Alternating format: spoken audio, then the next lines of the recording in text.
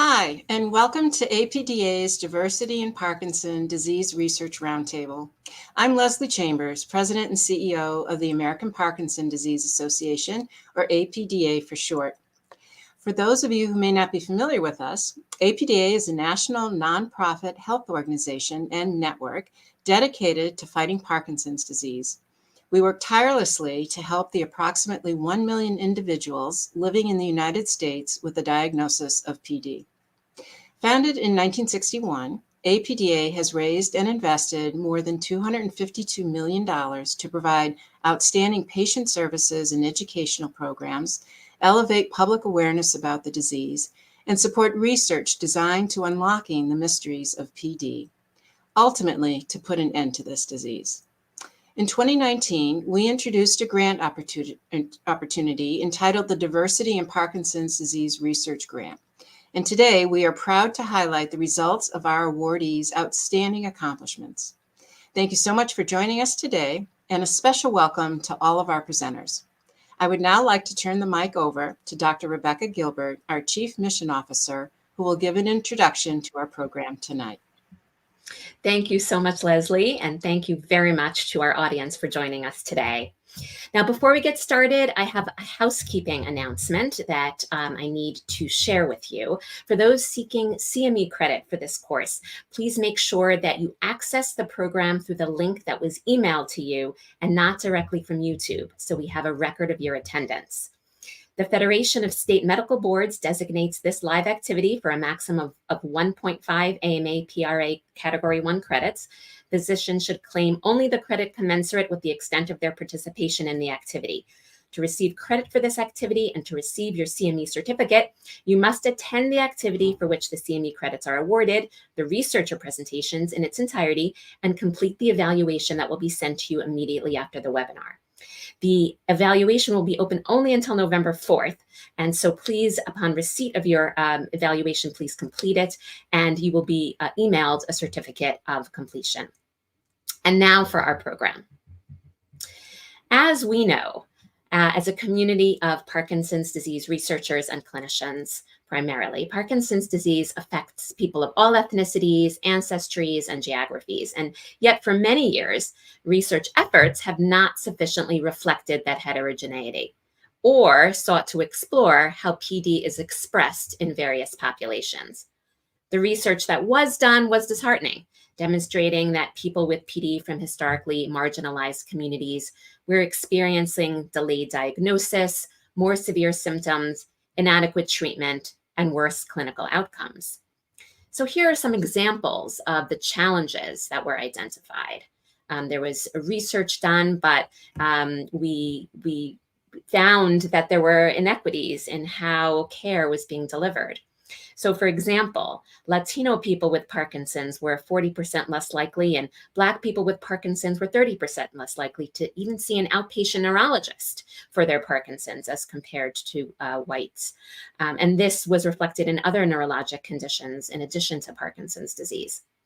Black people with Parkinson's presented to medical attention at later stages were more likely to underreport disability, had lower utilization of outpatient rehab services, such as physical and occupational therapy, and had lower rates of deep brain stimulation referral. So all these examples of challenges led to a whole series of questions that are starting now to be answered. So question number one, are there, and if so, what are the differences in Parkinson's disease among different groups across ethnicity, ancestry, geography, socioeconomic conditions, and gender in various aspects of Parkinson's, which would include prevalence, symptoms, progression, treatment, and outcomes. And when these differences are identified, what can these differences be attributed to? Social determinants of health, comorbidities, or inherent differences in the disease itself. And finally, and ultimately, how can we use all this information to provide more equitable care across various populations? Now, another crucial element necessary to ensure equitable care is to ensure clinical trial participation in historically marginalized communities. And we know through various research efforts that there are tremendous barriers to research participation, which exist in historically marginalized communities. And this has been borne out in various research papers over the years. However, it isn't all negative information. We are making some headway because although clinical trial participation has not reflected the ethnicities of the population of people with PD in the United States, for example, there have been efforts, one known as RECRUIT, which was a trust-based cluster randomized minority recruitment trial, which was layered on top of 4 traditional NIH-funded parent trials. And that sort of effort has worked to improve those numbers, and we are starting to reap the benefits of that, although there is a long way to go. Our patient or person with PD panel later will have a lot to say on this topic, and we definitely look forward to hearing their perspectives. Now, with all these crucial questions that needed to be answered, APDA held the first of its kind Diversity in Parkinson's Disease Research Conference in 2019. And hopefully some of you attending today were there in 2019. And that was in person pre-COVID. And in attendance at that meeting were all sorts of stakeholders in the question. And that included people with Parkinson's, care partners, patient advocates, doctors, nurses, researchers, research coordinators, social workers, people working in academia and community hospitals and industry and nonprofits. And hopefully our attendees today reflect that diversity in attendance as well.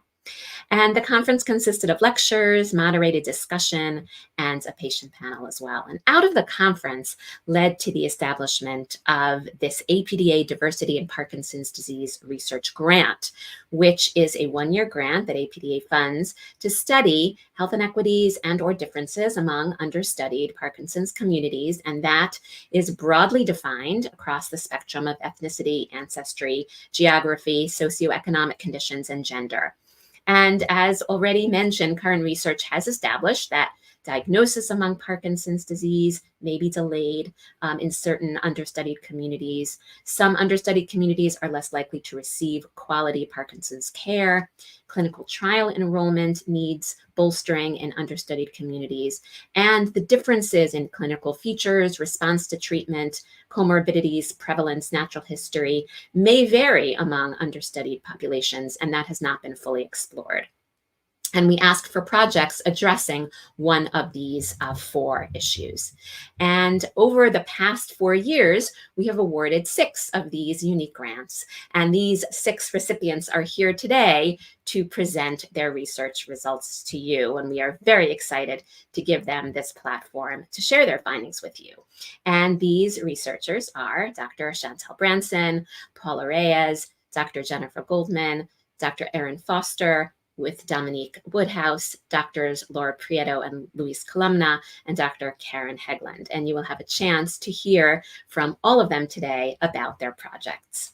Now, before we start, I wanted to point out that we are now open to accepting letters of intent for next year's grant cycle, not only for the Diversity in Parkinson's Disease Research Grant, but for all our grants. And the URLs are up on the screen now, and we will put them in the chat as well. So we certainly encourage our attendees to apply for our next grant cycle. Now, on that note, and with no further ado, I am pleased to introduce our first speaker, who is Dr. Chantel Branson.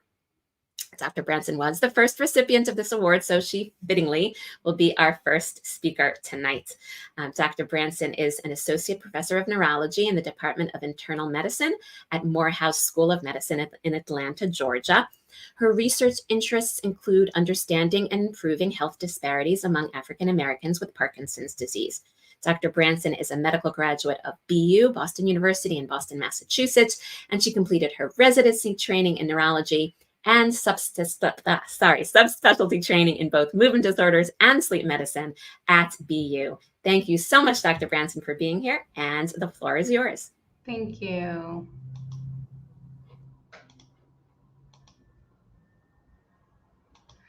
Thank you again for inviting me. It's a great pleasure and an honor to be here. I just want to start by saying thank you. Today, I will be talking about my research in looking at racial disparities in Parkinson's disease. most of this racial disparities is looking at, within this particular research, was looking at geospatial analysis within the urban community among African Americans. So moving along, I have no disclosure, nothing to disclose. I do not have any financial or other relationships with manufacturers. And the next topic, I'd like to talk about my objectives. I want to give a brief background or overview of understanding what Parkinson's disease is and how we define it here. We'll talk about the epidemiology, pathophysiology, and risk factors associated with Parkinson's disease. I'll also talk about, of course, my research and the grant for all research, talking about the objective and subject-specific aims, and as well as the summary. So in the United States, there are an estimate of about 1 million cases of Parkinson's disease among individuals aged greater than 45 years old. This number was projected to rise in 2020 and double to 1.2 million cases by 2030. It is estimated that direct medical expenses for the PD population were approximately $8.1 billion, going to indirect costs toward nursing, home care, and $6.3 billion to lost days at work, disability, and home health costs. Parkinson's disease is the second most common neurodegenerative disorder. This is a degeneration or breakdown of the substantia nigra in the striatum. There are also Lewy bodies, which are aggregate of alpha-synuclein, ubiquitin, and neurofilament protein that accumulate in cells. The picture here shows a healthy person on the with slide A saying A, and then as you can see in slide B, where the person with Parkinson's disease has a degeneration or decrease or lack of the aggregates of the substantia nigra in the striatum.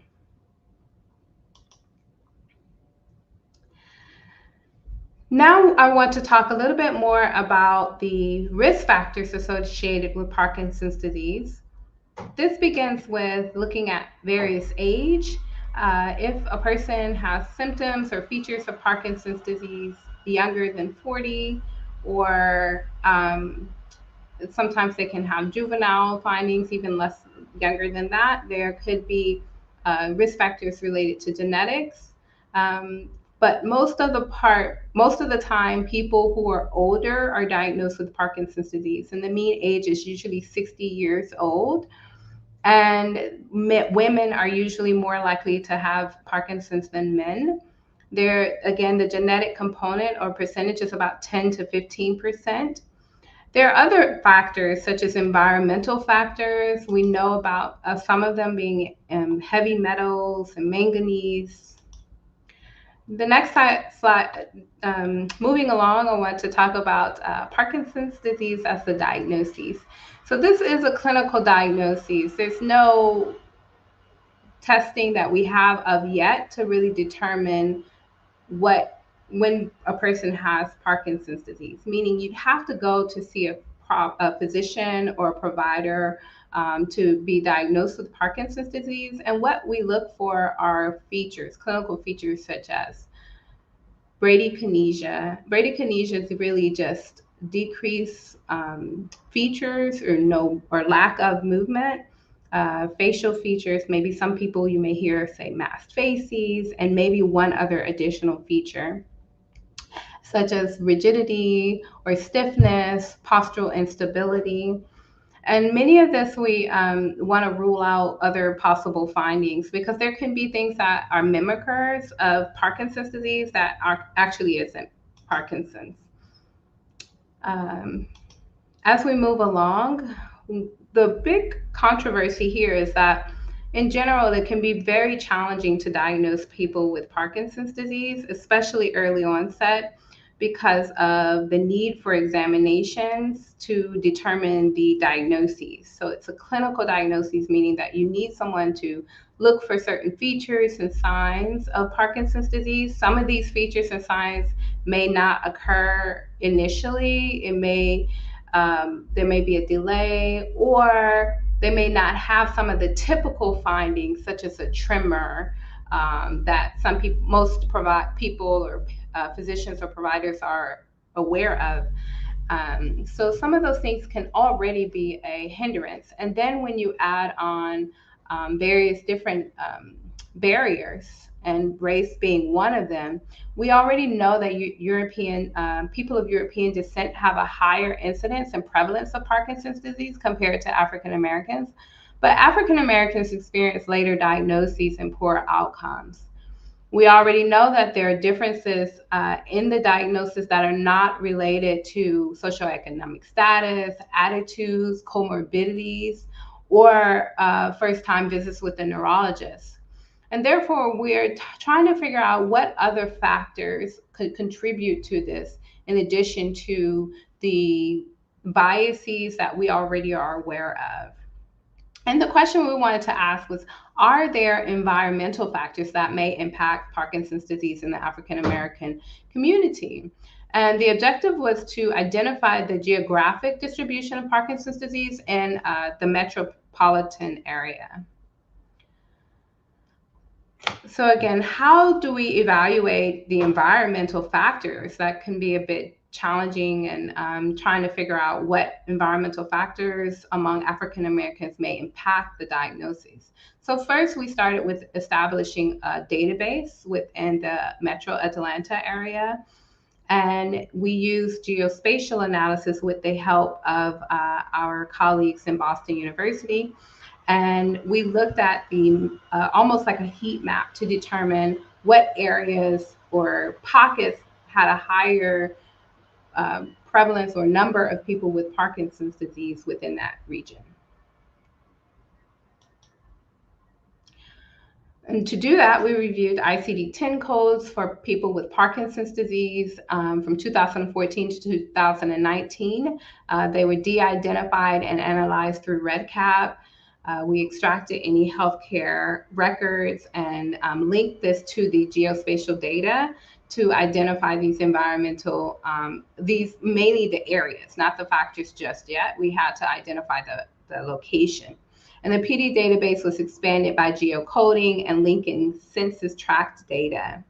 And we conducted spatial analysis of the PD data to identify tract and clusters using hotspot and Anselin-Moreland tests for spatial autocorrelation.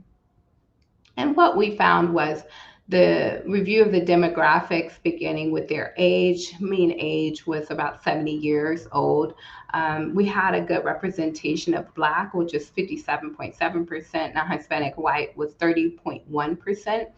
Women were 40.1%, and men were 59.9%.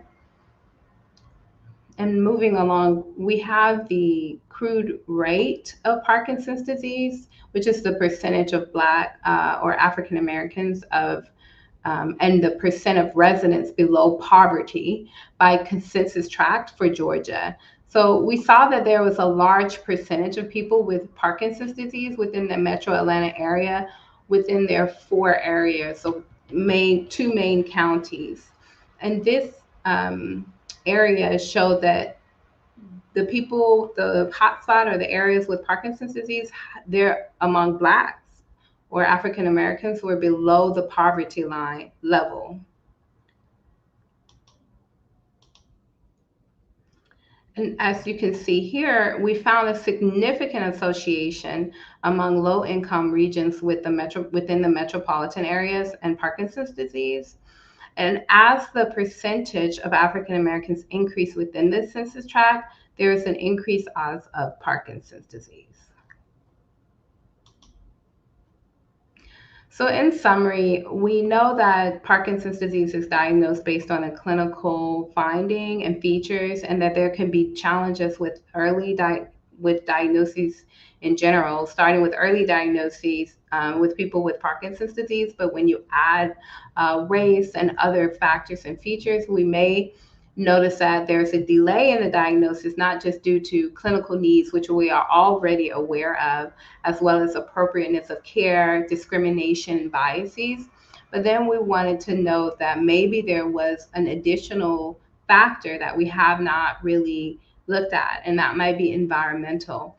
Now, what are these specific environmental factors will be hard to say, but we wanted to at least start with finding clusters, or what we call hotspot, or locations where we saw a larger number of people with Parkinson's disease, and then determining in future studies what these people within this area may have in common, if they are living closer to the expressway or the highway, or other factors or features that were not able to determine based on this particular research. So that is our hope for us to do in the future.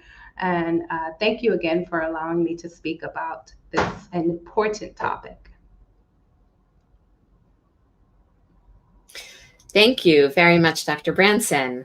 And of course, all our presenters will come back on once they're all done for a Q&A. So write down your questions and we will have a chance to address them later. So next we are going to hear from Paula Reyes. Paula is a PhD student at the Universidad Nacional Autónoma in Mexico. She is studying the genetic basis of neuropsychiatric traits in neurodegenerative disorders through bioinformatics and epidemiologic approaches. And she also serves as a research coordinator in MEXPD, which is a research consortium devoted to understanding the genetic, cognitive, and physiological basis of Parkinson's disease in Mexico. And she is part of the Global Parkinson's Genetics Program Training Network. Thank you so much, Paula, for presenting your work. Hi, good afternoon, everybody. Okay, so it's a pleasure to be here today. I would like to share with you a little bit more about what MEXPD is doing to understand clinical, epidemiological, and cognitively the population of Parkinson's in Mexico. So to start, I would like to highlight why it's important to study Parkinson's in Mexicans. So we are one of the 10th most populated countries in the world. About 2% of the world's population lives in Mexico. And interestingly, about 61% of Latinos in the US are considered as Mexican American. So their relevant aspect is that most of our population is genetically admixed, mainly what we call mestizo. And that means that we have an admixed ancestry from Native American and Spanish. And obviously, there are unique environmental factors to our population. But truly, the reason why we want to study Parkinson's in Mexico is to reduce health disparities and to improve healthcare outcomes. So, how we are doing this? Well, I would like to talk to you about the Red Mexicana Investigación en Parkinson. In English is the Mexican Parkinson's Research Network, MEXPD for short. So basically, our goal is to establish a national, deeply phenotyped patient registry and also to retrieve genomic resources from Mexican individuals living with PD. So we started working back in 2021. We are both recruiting people with Parkinson's through neurologists and also control participants, also through clinicians, but also through research assistants. And the instruments or questionnaires we have selected will allow us to do cross-data analysis with other relevant cohorts, such as the Australian Parkinson Genetics Study and the Latin American Research Consortium on the genetics of Parkinson's disease, large PD for short. So next, I would like to highlight some key facts about our study. So as you see, we have a case control perspective study design. So we recruit both people with and without PD. We have the possibility of recontacting participants for further stages thanks to our ethical protocol and our informed consent. And we are also retrieving information about cognition, mental health, and lifestyle. We are a multi-center study and we take very seriously public engagement and community building. So talking about our community, for us it's very important the work of the team. So there's three main teams that work together. We have the researchers who are experts in neuroimaging, genomics, epidemiology, and cognition.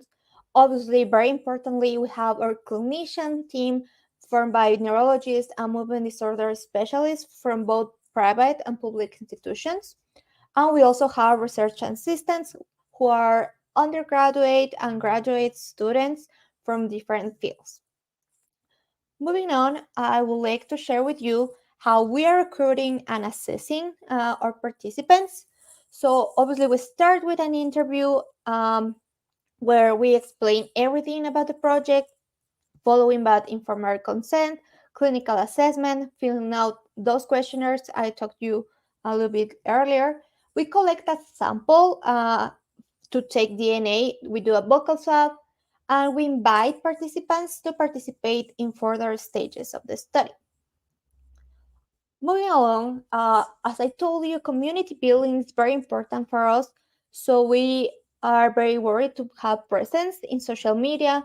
On Facebook, we publish infographics, share articles, webinars, and we have also participated in-person talks in cultural centers, radio and TV interviews, and we are very happy to have a close interaction with people with Parkinson organizations and support groups along our country.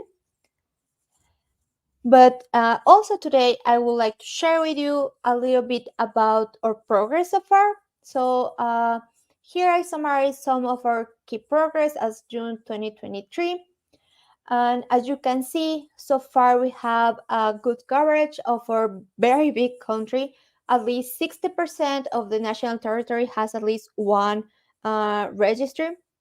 And in the lower panel on the right, you can see the distribution between females and males and the ages of the participant, both with and without PD. And also, I would like to highlight that so far we have collected over 400 genetic samples. And we're planning to start with magnetic resonance imaging in this winter. And we have also obtained over 300 cognitive function evaluations. So in this particular day, I would like to share with you the aim of the specific study that was through the help of APDA. So we wanted to know more about PD and more than just motor symptoms. So in this case, we emphasize in non-motor symptoms and in cognitive function. And the way we did that is by employing specific instruments. So first, I'm going to start with the instruments we are employing for mental health. So specifically, we selected these two surveys to assess trait anxiety and trait depression. And I will summarize some key findings with the questions we were making ourselves. So first, we wanted to know if anxiety and depression symptoms between people with Parkinson's and control groups were different. And short answer is yes. So about 26% of people with Parkinson have clinically relevant anxiety symptoms, and 25% of people with Parkinson have clinically relevant depression symptoms.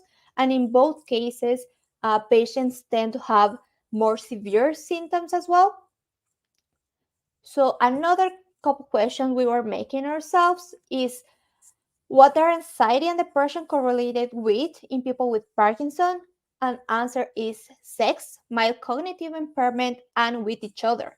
So basically, lower anxiety and lower depression was correlated with a better cognitive performance, and higher anxiety and higher depression tend to appear together, as previously seen as well, and women tend to have a higher anxiety and depression. And finally, we also were wondering, what are anxiety and depression not correlated with in people with Parkinson?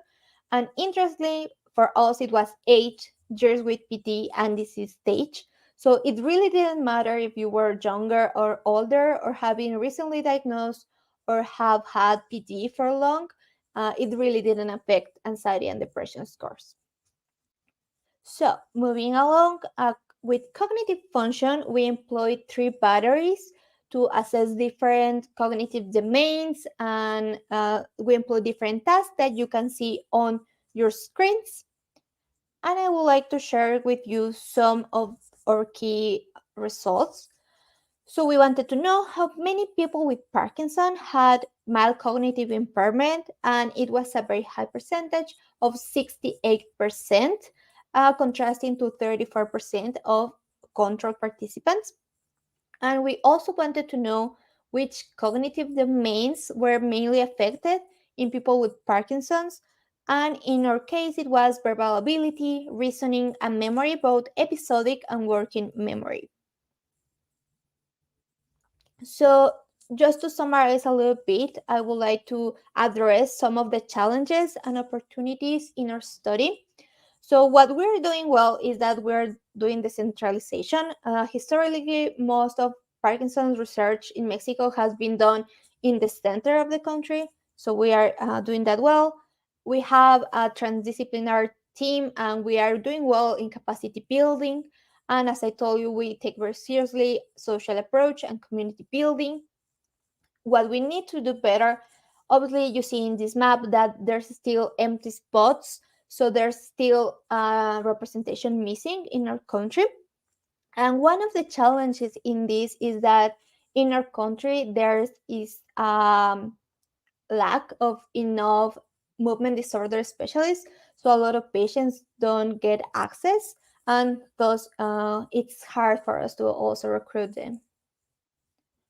And also to finalize, I would like to tell that please keep an eye on us. There's more research to come. So we're going to start a phase of magnetic resonance imaging. We're going to perform structural, diffusion, functional, and neuromelanin studies. So I hope we can share some results about that soon as well. And finally, I would like to thank our very big team and APDA for making this research possible. Thank you. Thank you very much, Paula, for that summary of your research. Next up is Dr. Jennifer Goldman. Dr. Goldman is a movement disorders neurologist with certification in behavioral neurology and neuropsychiatry.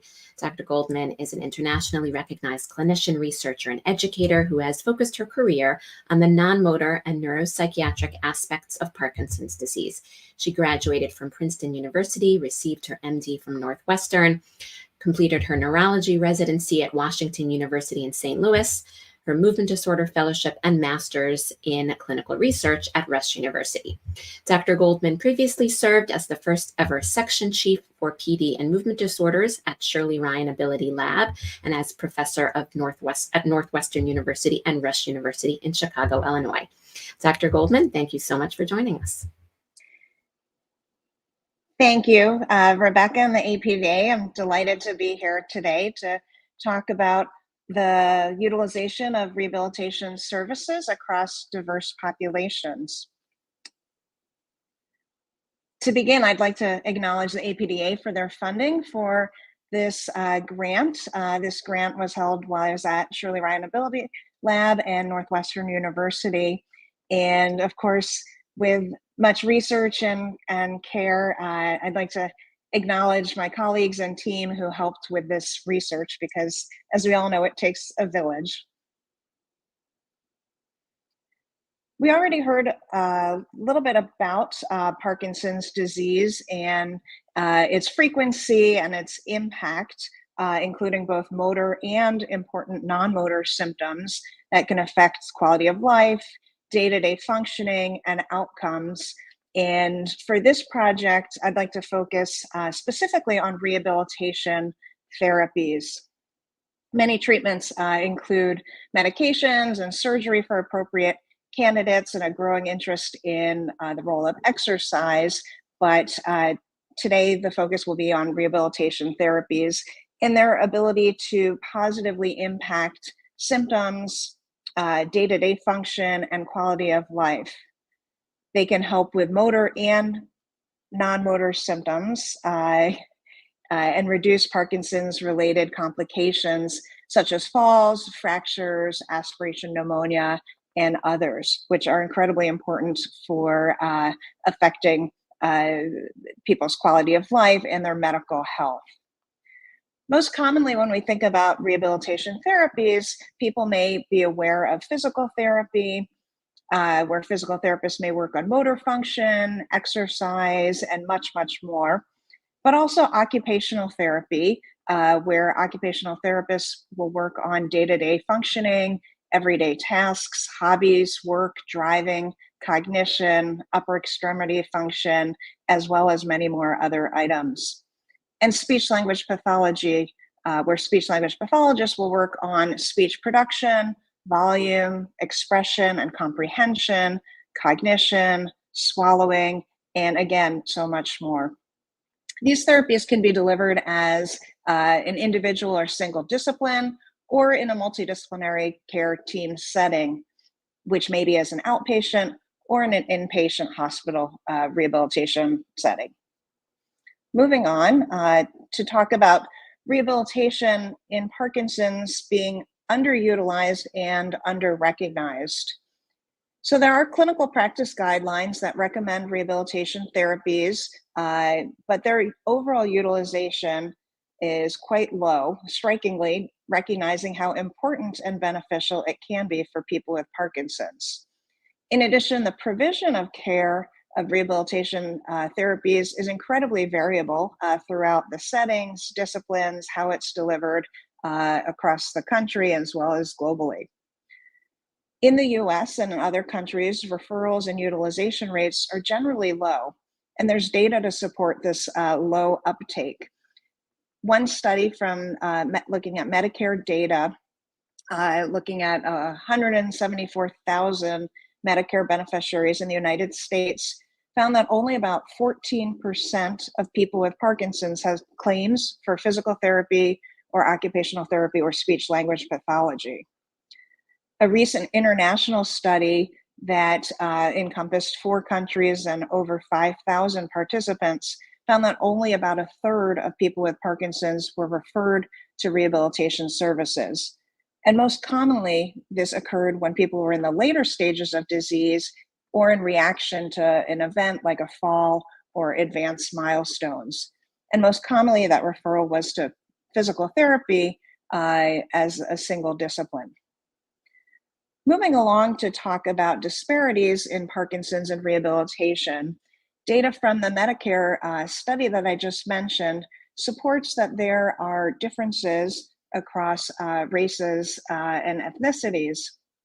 Here you can see that African Americans and Hispanic patients with Parkinson's were much less likely to receive rehabilitation therapies compared to Caucasian or white patients. In other studies that have been mentioned by other speakers, African American or Black people with Parkinson's were less likely to receive certain medication treatments, deep brain stimulation therapy, and in some to see a neurologist. So the research objectives for this grant were to overall examine the utilization of rehabilitation services in the Chicagoland area, focusing specifically on the Black and African American community and the South Side area of Chicago. We wanted to establish key stakeholders and community partners and identify barriers and facilitators regarding utilization of rehabilitation services. So in order to achieve this, our methods were as follows. We have applied a mixed methods approach to our research, which includes both qualitative and quantitative data. These are the steps that we took to start to understand and start to scratch the surface of a very important and complex topic. We first developed an advisory panel, which included a variety of different stakeholders, including people living with Parkinson's, care partners, healthcare professionals, and community advocates reflecting aging, recreation, or faith communities in the African American community. We then performed a comprehensive needs assessment to understand the landscape, some of the challenges and opportunities, and help design the focus group questions and identify participants. We then conducted several focus groups with people with Parkinson's, care partners, and healthcare professionals in individual settings. We use this information from the focus groups and advisory panel to help guide the design and development of the online survey that examined perceptions, attitudes, and experiences regarding rehabilitation care for Parkinson's. We recruited participants through email, social media, Parkinson's associations, our advisory panel, and networks within Southside Chicago and nationally. In terms of our group discussions, we held 4 focus groups, 2 with people with Parkinson's and care partners, and 2 with healthcare professionals. The focus groups were semi-structured in nature and facilitated by my wonderful colleague, Treasurer Williams-Wood, who's a speech-language pathologist. We developed a manual to cover some of these topics and themes, as you can see listed below. And from these topics, a number of elements emerged related to relationships among people living with Parkinson's and their provider team, the impact of race and ethnicity on care, and the need for culturally sensitive materials and education and awareness, looking at challenges with access to care, considerations of race and background in terms of care delivery, and supportive team care. So moving along, I'd like to share a little bit of the survey data. There's a lot of data within this whole project, so I'm just touching the surface for many elements here. So of the online survey, 355 participants completed the survey, including about 83% people with Parkinson's and 17% who were care partners. The majority were older, over 60 years, and more often, as often the case, care partners were female. We had about 10% who were identified as non-white and 90% or 89% who identified as white, illustrating some of those challenges in recruiting minority populations. Regarding disease duration, the more than half had greater than 4 years of disease duration. So turning to some of the results, we identified about 75% of people receiving rehabilitation care and reviewing that as helpful. A large percentage may relate to the study coming from a rehabilitation hospital. But some interesting points I would make. Only about 23% of Parkinson's patients and 28% of care partners reported being asked about rehabilitation services by their healthcare provider. Interest was greatest for physical therapy among those who had never received rehabilitation care. Moving on to the next slide, looking at underrepresented groups. And again, this is just a little bit of information we've so far gleaned.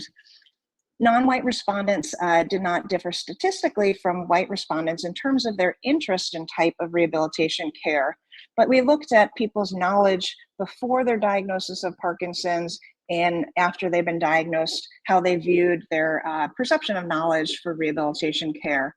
And we did find a difference here in non-white respondents, feeling less knowledgeable before their Parkinson's diagnosis compared to whites.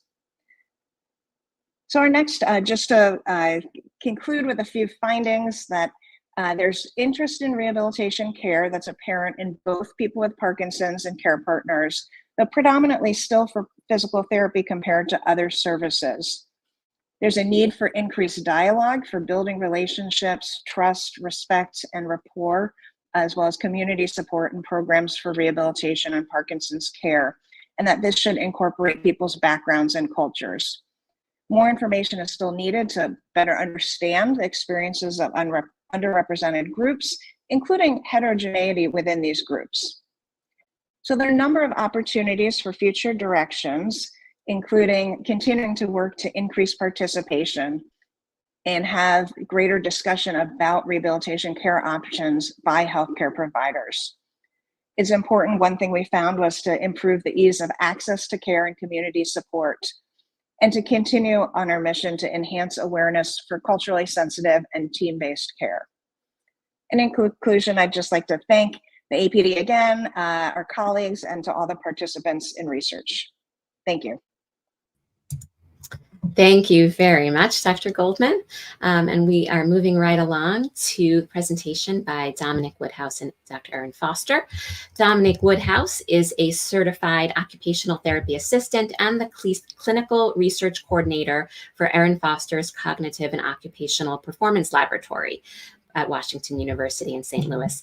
Dominique earned her Bachelor of Science from Southern Illinois University in 2014 and her Associates of Applied Science to become an occupational therapy assistant in 2020 from St. Louis Community College. She is passionate about occupational therapy and specifically working with older adults.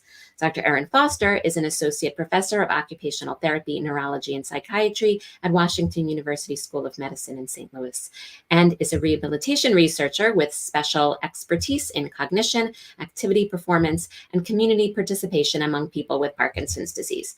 Dr. Foster received her clinical doctorate in occupational therapy, PhD in rehabilitation science, and postdoctoral training in clinical investigation and cognitive science at Washington University School of Medicine. Dr. Foster directs the Cognitive and Occupational Performance Laboratory, which generates knowledge to guide the development of more effective and comprehensive rehabilitation programs for people with neurologic disorders and cognitive dysfunction. So, Dominique and Erin, thank you for addressing us.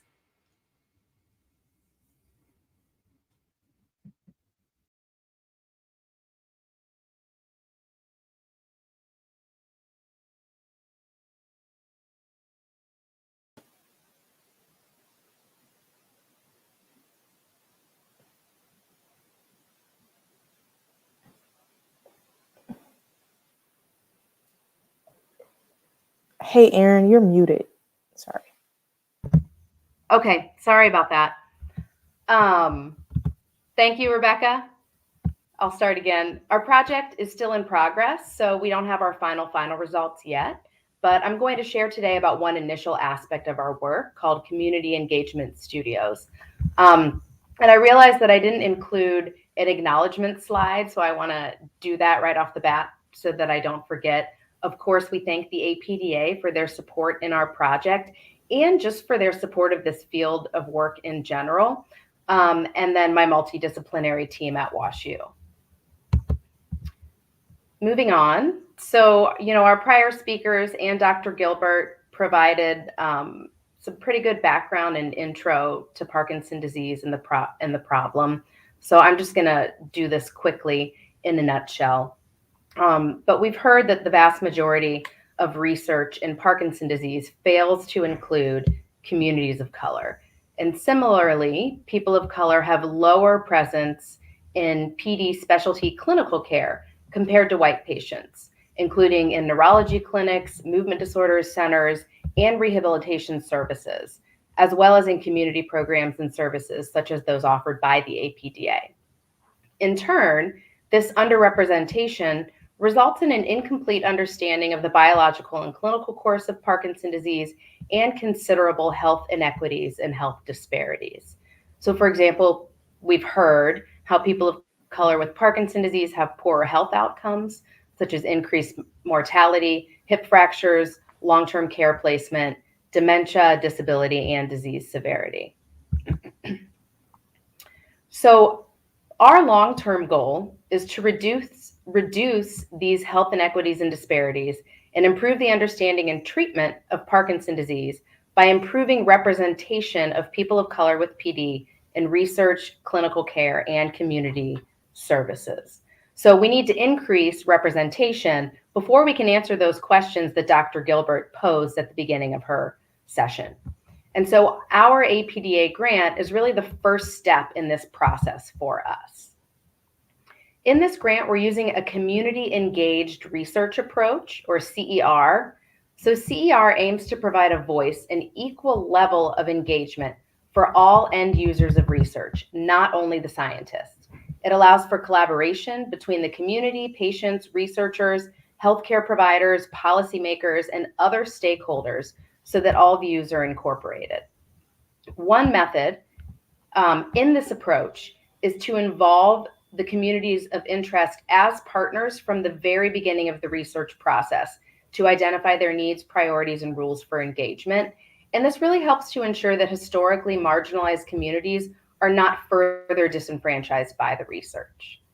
So it's been found that such an approach increases the relevance of research, it enhances recruitment, enrollment, and retention in research studies, and may speed the translation of discoveries into improved health outcomes. And so these ideas, I thought, were nicely conveyed by this quote on the slide that I'll let you read for just a minute. And we can move on. So the goal of our project is to understand barriers and facilitators to engagement in research, clinical care, and community services, focusing specifically on people who identify as Black or African American and have Parkinson's disease in our region. So in the St. Louis metropolitan or Missouri area. So that we can then begin to develop strategies to enhance engagement and representation. Although many factors, and so we plan to do this by conducting interviews with Black and African American people with Parkinson's disease. Although there are many common factors that have been revealed that might influence representation and engagement, we need to conduct these interviews in our local context because it's really important to understand the issues in local contexts. They could differ, they could be prioritized differently depending on your specific context. So as I said, to gain this understanding, we are specifically conducting interviews with Black or African American people with Parkinson's disease in our region. But before we went ahead and started doing the interviews, we wanted to get input from our stakeholders, the people that we're planning to interview, to make sure that we do it in the most inclusive and informative way, in a way that will most likely get us to where we want to go. And so we used a community engaged research approach called Community Engagement Studios, or CE Studios, which were developed by Consuelo Wilkins and her group at the Meharry Vanderbilt Community Engaged Research Corps, starting about 10 or 15 years ago, as a way to support investigators in conducting community engaged research, because it can be a pretty complex process to manage. So community engaged studios are a structured approach to facilitate project-specific input from community and patient stakeholders. And they involve convening a panel of stakeholders whose characteristics are defined by the researcher to provide feedback to enhance the planning, design, and implementation or dissemination of the research. And this figure illustrates the flow. So this is the flow from the initial institution that in their core that helps with this process. We actually also have a service at Washington University School of Medicine that provides this for clinical investigators. But for our grant, my co-investigator, Dr. Joyce Balls-Berry, is an expert in community engaged research, and she led this process for us in-house. And I like this figure because if you look sort of in the bottom corners, it shows how not only do the researchers benefit from this process, but the stakeholders who are involved also derive some benefit from participating in the process. And moving along, just going back to community engaged research in general, there are different levels or extents of engagement within this approach. So, and the continuum is depicted in the table on the slide. And so just to situate us today, CE Studios, or at least how we used them, fall into this consult category. But ultimately, we'd like our work to evolve along this continuum. And so now I'm going to turn it over to Dominique, and she's going to tell you about the studios that we conducted. Thank you, Erin. So yes, our team, we conducted 3 CE studios. In each studio, we did have a one facilitator, one presenter, and about two note takers along with our participants. So the facilitator did introductions and guided the discussion. The presenter presented PD background and research aims. And then the note takers simply just tried to capture the conversation and the quotes, and they just mostly did observations. And the research team tried to make sure that we did not like dominate the conversation. So we made sure that it was a place for the participants to share their viewpoints and their experiences. And the participants were there for about an hour to 2 hours approximately. And they were given $50 for participating and dedicating their time to us. So with our studios, again, we conducted 3. So the first studio consisted of people with Parkinson's disease and their care partners. So there were 6 people. 4 were people with Parkinson's disease and 2 were care partners. And we actually had this first studio in person because we wanted to consider the group, the participants, because we understood that maybe like doing things virtually wasn't the best option. And then we had a second studio, which included providers. So that was our largest studio. We had 2 primary care physicians. We had 3 neurologists and 3 healthcare providers, which were people who were nurses, occupational therapists, physical therapists, things of that nature. And that was conducted over Zoom. And then the third CE studio was also conducted over Zoom. And it was actually a mix of care partners, people with PD, and then also healthcare providers. And it consisted of 4 people. And so moving forward in the studio, we wanted to make sure that we, with the studios, we wanted to make sure that we started off on the right foot by selecting people from a diverse background to help inform our research that's geared toward the Black or African American community. So we found that it was pretty important for us to actually select community members from the Black community. So with our studios, we had 72% that were Black or African American, 17% Asian, and 11 that were white. And we had 18 total participants over the 3 studios. So we thought that that was a good way for us to help inform our study design. So for studios 1 and 2, with our feedback, we learned that what prevents Black or African American people from engaging in these different resources like the clinical care, the research, and the community resources like Dr. Foster mentioned earlier.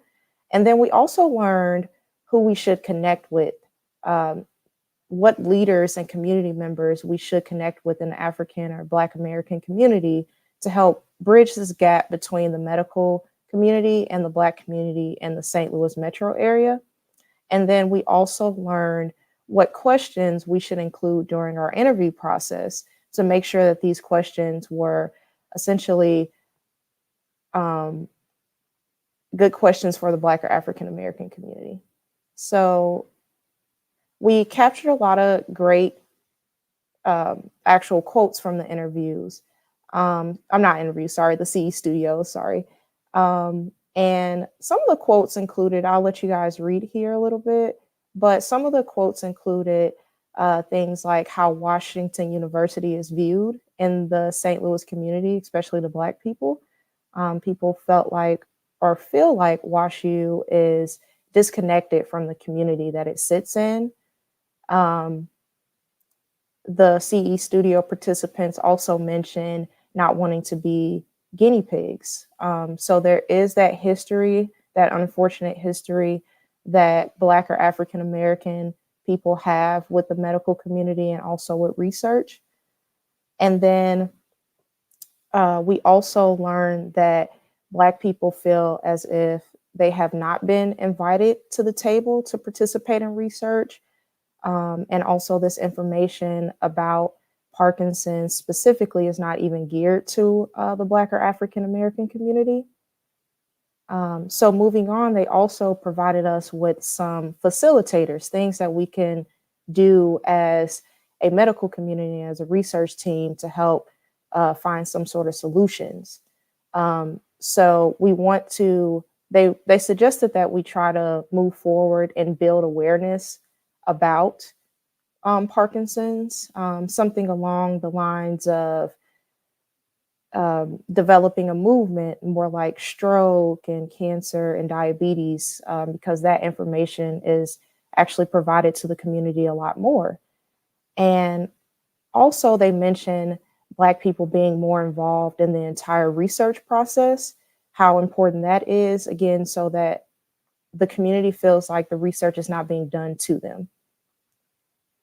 So moving forward, some of the main themes that are pretty common, is that mistrust, the fear, the lack of awareness of PD in the Black or African American community. So those are things that we pulled out, and there's just this stigma within the Black or African American community about even disclosing personal health information, and that includes Parkinson's.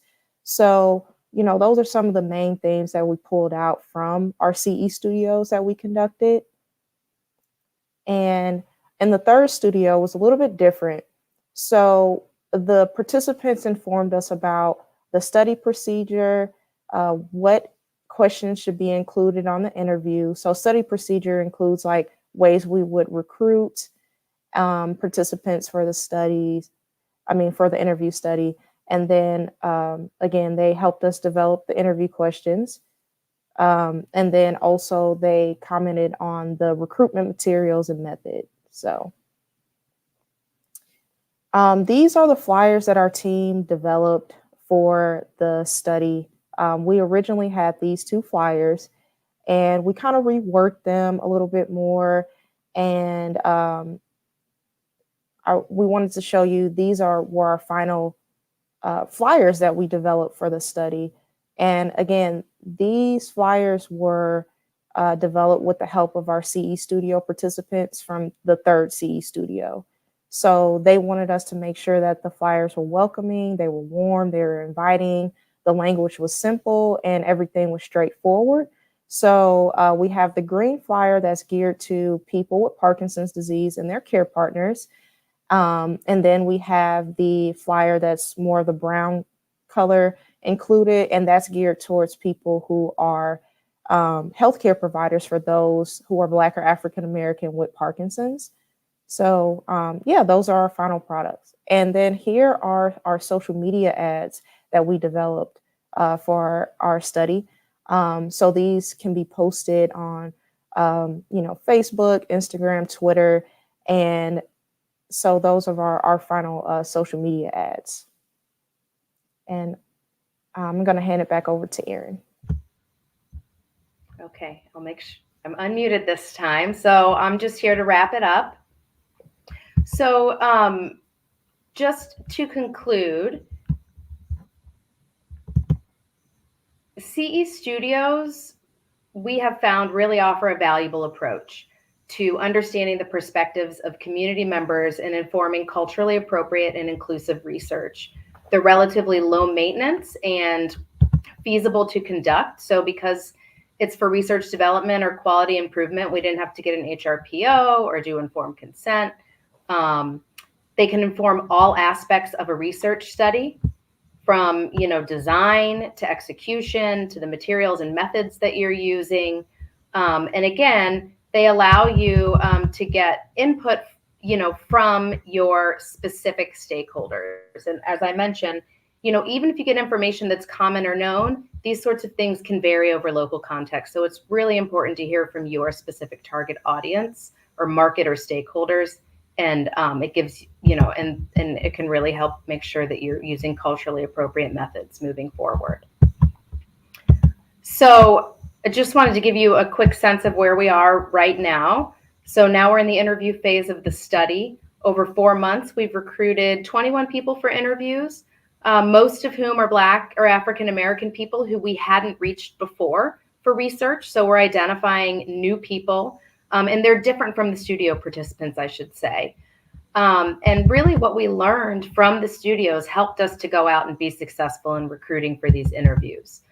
We're getting a sense that we've reached saturation with the numbers of PD and C care partner interviews. So we're currently analyzing those data. So stay tuned for those results. I do want to point out that our biggest unanticipated for me challenge had been recruitment of providers. So I'd love to hear people's thoughts and advice on that, hopefully in the discussion portion. And then just want to mention that, even though we're still in the project, we're continuing to build community partnerships, things that we've learned from the studio. And we have also, we have a group of people from this study that we hope to build an APDA support group around. And we've also gained a board member, a gentleman who identifies as Black with Parkinson's disease, to be on our local APDA board, so he can continue to help guide this work as we move forward. And so with that, I'll wrap it up. Great, thank you so much. On that note, we are going to take a 5-minute break, which was put into the agenda so that you can stretch your legs, get some water, go to the bathroom, and we'll see you back in 5 minutes for our last 2 presentations. So don't go too far. We'll see you soon.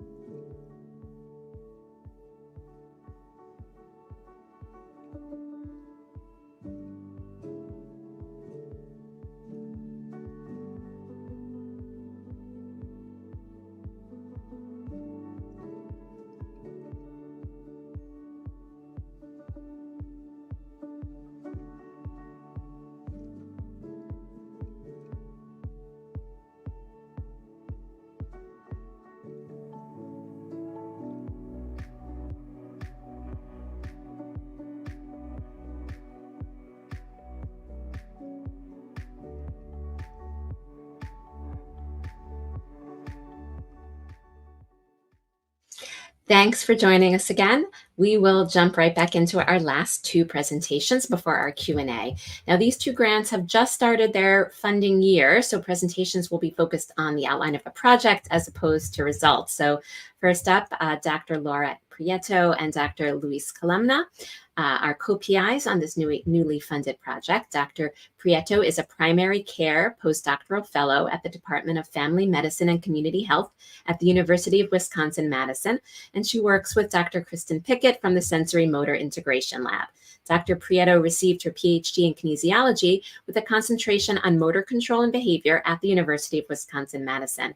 Her research focuses on adapted physical activity and dance for Latino and Latina older adults with and without disabilities. Dr. Luis Columna is an associate professor of kinesiology at University of Wisconsin-Madison, and his research is focused on ways to increase the participation of families of individuals with disabilities in physical activity, with a focus on Latino families. Dr. Columna has spent over a decade engaged in research exploring and examining physical activity experiences of Latino families, specifically those who have children with and without disabilities. He is the developer of the Fit Families Intervention and has led several research teams to conduct randomized controlled trials to explore the efficacy of this program. Drs. Prieto and Columna, take it away.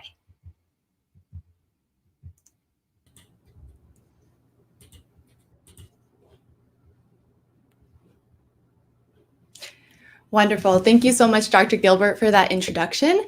It is a pleasure to be presenting today on our most recent research study titled Physical Activity Among Latina, People with Parkinson's Disease, and Their Care Partners. This is a truly collaborative effort, working with two professors in the Department of Kinesiology, Dr. Luis Columna and Dr. Kristen Pickett. So I want to give a big thank you to all collaborators who are helping with this grant, as well as the APDA for supporting.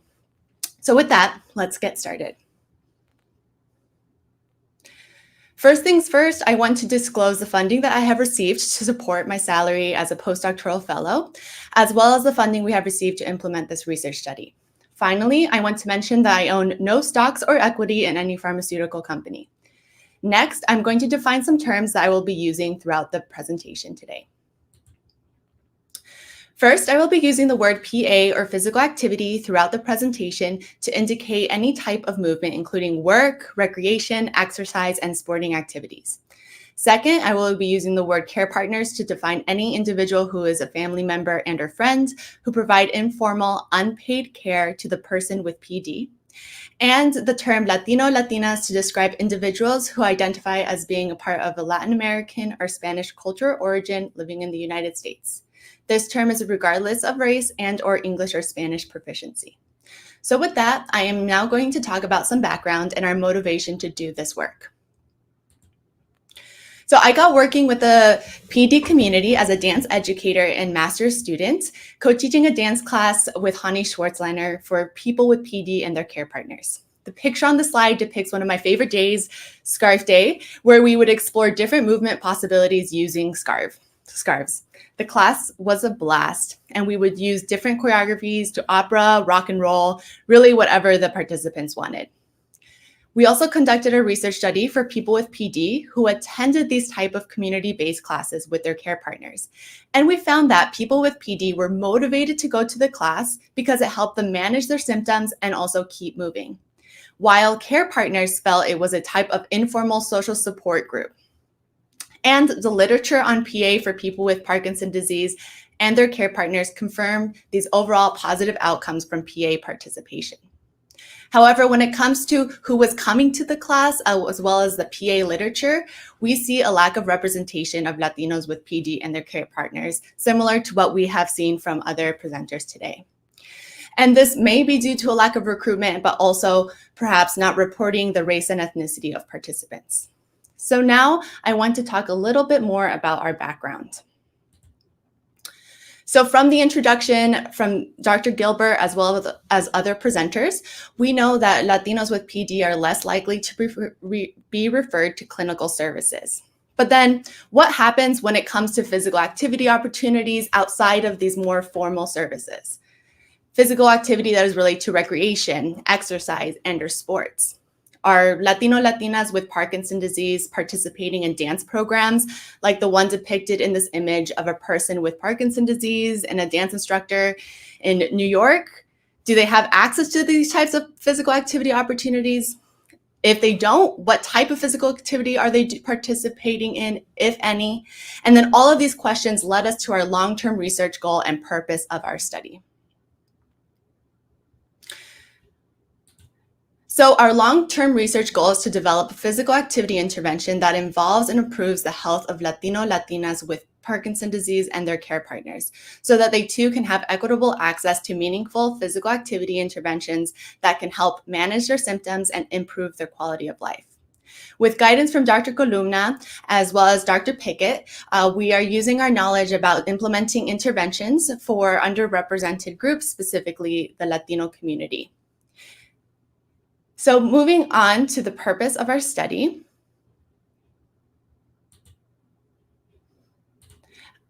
we are looking at the individual and community-based factors that impact the physical activity engagement of Latino Latinas with Parkinson's disease and their care partners. And when I say individual factors, this means anything from symptom management, care experiences, and personal preferences. And when I'm looking at community-based factors, this means anything from accessibility, availability of structured or programmed opportunities, as well as unstructured or home-based individually motivated physical activities. In order to achieve our purpose, we are using a framework to guide our study. We are using the REAIM framework to guide this study, and this framework is within the dissemination and implementation science research. It is a strategy to help close the gap that we see between translating research findings to community change. The REAIM framework has 5 constructs: reach, effectiveness, adoption, implementation, and maintenance. This framework is guiding our interview guides as well as our study design. So for example, when looking at reach, we're asking questions just about how are they hearing about these physical opportunities and how are they choosing to participate. For effectiveness, we are asking participants what they want to get out of their participation in physical activity and what is meaningful for them. For adoption, we are asking about how senior centers, community centers, and other organizations can help their success in physical activity. And then for implementation, we're asking participants who they would like to teach or lead the physical activities, whether that is the care partners or other individuals. And then finally, for maintenance, we are asking participants how we can imagine long-term programming and access to physical activity opportunities. With this framework in mind, we will now talk briefly about our study design. First, we will recruit 20 Latina individuals with Parkinson's disease and 20 Latino care partners who care for those individuals with PD. It is important that both the individual with PD and care partner identify as Latino so that we can understand what barriers and facilitators exist to participation in PA for both participant groups. Once we recruit these individuals, they will go through a screening to determine that they can speak either English or Spanish, that they are adults, and that they have no evidence of dementia so that they can comprehend and respond to our interview questions. Finally, for our data collection, we will be looking at demographics of participants, conducting interviews either in person, over the phone, or Zoom based on participant preferences, and take memos to reflect on the analysis. Now I will briefly discuss where we are in the process. Currently, we are working to center the voices of Latino Latinas and those who work with the community and PD community. This is especially crucial considering that in the states we hope to recruit, such as Wisconsin, that the majority of the population is white. Therefore, it is key that we are networking and connecting with communities who are trusted by the Latino community. Therefore, we have been consulting with the Wisconsin Network for Research Support to design Community Advisory Group, which will meet 1 to 2 times to consult on the recruitment materials and interview questions. The Community Advisory Group will consist of Latino individuals with PD and those who may just have movement concerns. What is important for us here is that participants in the group and consulting calls can provide feedback on the questions and recruitment materials. On the next slide, we're going to take a look at the flyers that we have in progress. These 2 flyers depict the community advisory group meeting that we will have with the community members, which will take place on the 15th of November. And in this, we will have a Zoom meeting where we're going to provide the recruitment materials and interview questions and really talk with participants about what they think about these materials in order to reach our target population. Now, currently, we are looking to conduct these community advisory groups and consulting calls, apply the feedback to the study materials, and recruit the Latinas with PD and their care partners in the Midwest area. With that, I would like to say gracias, thank you to the Department of Family Medicine and Community Health and the Department of Kinesiology for their support as we continue doing this research study.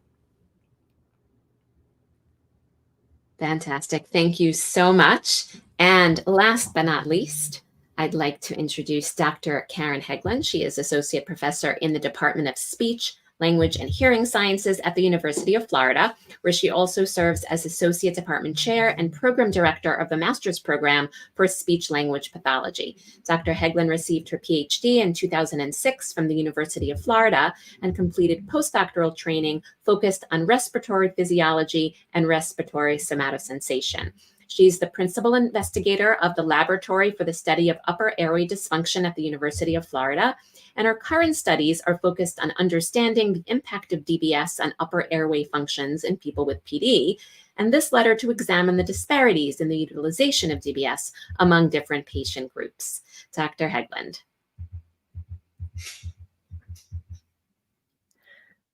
Thank you so much for that introduction. I appreciate it.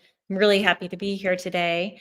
I am happy to talk about our study that was recently funded by the APDA, looking at low utilization of deep brain stimulation therapy among minoritized individuals with Parkinson's disease.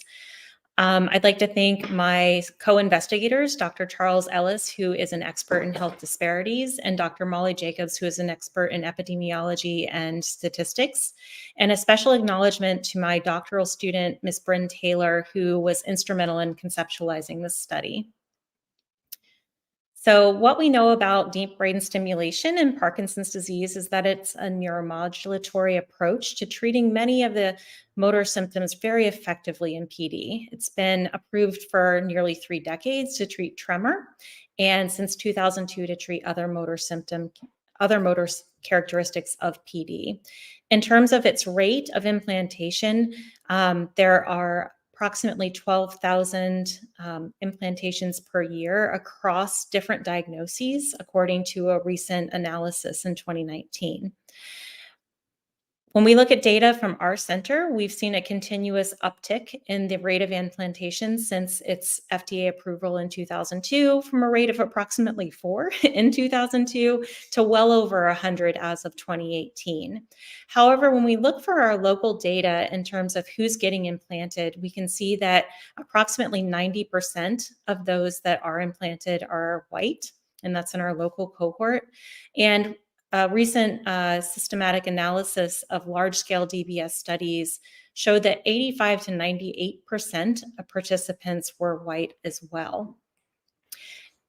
That same study looked at 4 key disparities in DBS utilization factors. The first one being a female gender, low socioeconomic status, geographic location, and lastly, being of a minority race were key factors in the disparities of utilization of DBS. Our study is focusing on minority race. Some traditional reasons why people of minority race might have health disparities include lack of usual service provider, perhaps a lack of insurance, medical mistrust, and lack of available services. Other studies have identified other factors, including social or cultural biases when considering care, and a few other factors that may contribute to this, including reliance on Medicaid or other comorbidities. So our study really aims to look at whether this range of factors potentially contributing to these observed disparities in DBS use. And specifically, little is known about the long-term impact of initial disparities in the use, measured by health-related quality of life measures, which are known to differ by race and many neurologic conditions, including PD. This table from the National Institutes of Health identifies different levels of influence as well as domains of influence across different domains in the disparities in utilization of healthcare. So the goals of the study, we had 3, were to first identify patient predictors for referral for DBS using a large clinical database. We also aim to explore patients' perception of key factors that drive the acceptance of DBS and determination of the specific factors that differ by race using a mixed methods approach. And lastly, we aim to examine racial differences in health-related quality of life among individuals who have received DBS to further determine the long-term effects of acceptance or lack of acceptance of DBS in Parkinson's disease. We hypothesized first that being Black, utilizing Medicare or Medicaid, and having more than 2 comorbidities and longer durations since PD diagnosis would be negatively associated with referral for DBS or receipt of DBS. Secondly, we hypothesized that common themes impacting PD-related healthcare would be identified and allow us to identify factors that healthcare providers can consider or practices they can implement to improve access and utilization of PD-related healthcare for Black people with Parkinson's disease. Last, we hypothesized that receiving less than 6 follow-up neurology visits, having less than 1 rehabilitation therapist visit, including physical, occupational, speech, or swallow therapy, in the 6 months post-surgery, which is at our institution, the recommended standard of care, would negatively correlate it with health-related quality of life. And so in order to address these hypotheses, our methods are a mixed methods approach using both retrospective and prospective methodology. So in the first step of our project, we're going to utilize a retrospective review of a large IRB-approved database at our institution that has approximately 6,900 people with Parkinson's disease enrolled. So from this, we're going to extract demographic characteristics, including age, sex, race, ethnicity. We're going to collect clinical characteristics such as duration of diagnosis, other comorbidities, medications, and rehabilitation referrals. We'll collect information regarding their DBS disposition, whether they have DBS or not, but also whether they were referred for DBS consideration, whether they were accepted for DBS consideration and got it or did not get it, and then also geographic location at the level of a 5-digit zip code. Inclusion criteria for this part of the study simply includes diagnosis of Parkinson's disease, and exclusion criteria would be if they had had DBS performed somewhere outside of our institution, or they had other neurologic conditions such as stroke or multiple sclerosis or those sorts of things. From this initial retrospective review, we will extract participants who have agreed to be contacted for participation in prospective research. And for those that have agreed, we estimate this to be approximately 500 of the original 6,900. We will ask them to complete online surveys about illness perception, Parkinson's disease questionnaire, and treatment expectancy form that is related to DBS. So what they thought would be improved with DBS and sort of just how they thought DBS might help or alleviate their symptoms. They'll also complete at the end of that online survey a form whether they agree to participate in a follow-up semi-structured interview.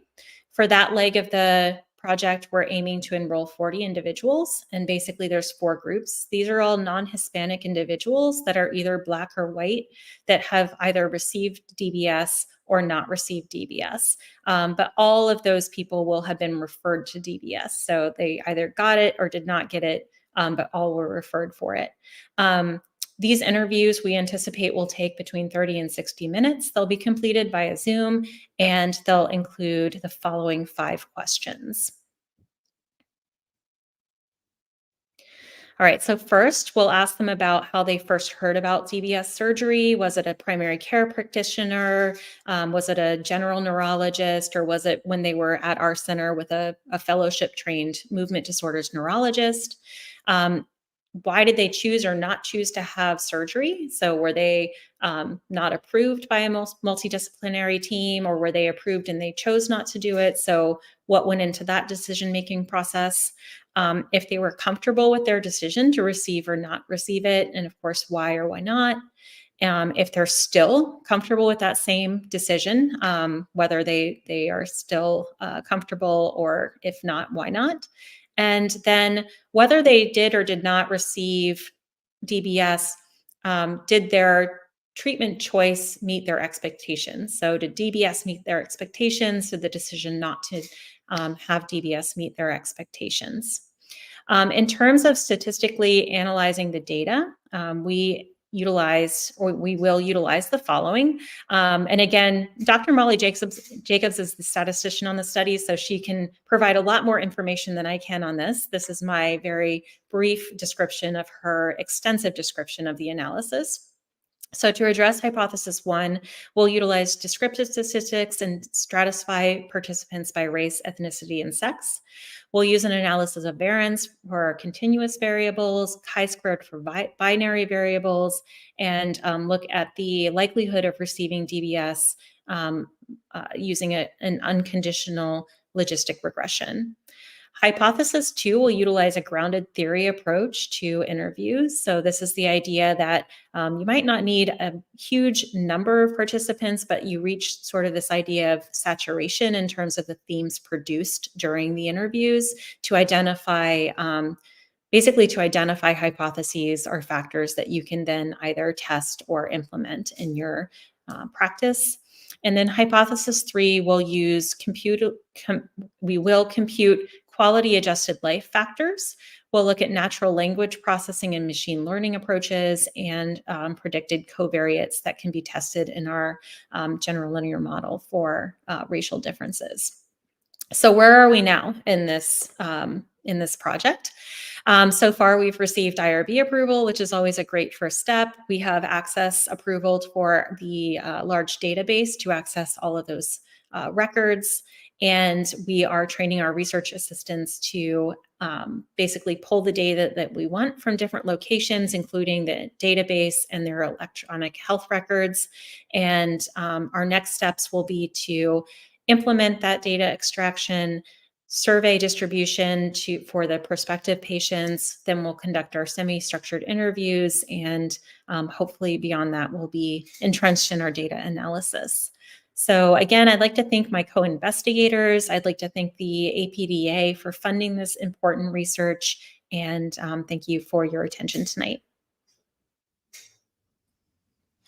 Thank you so much. And now it is time for our Q&A. So we'd like to invite our researchers back on screen.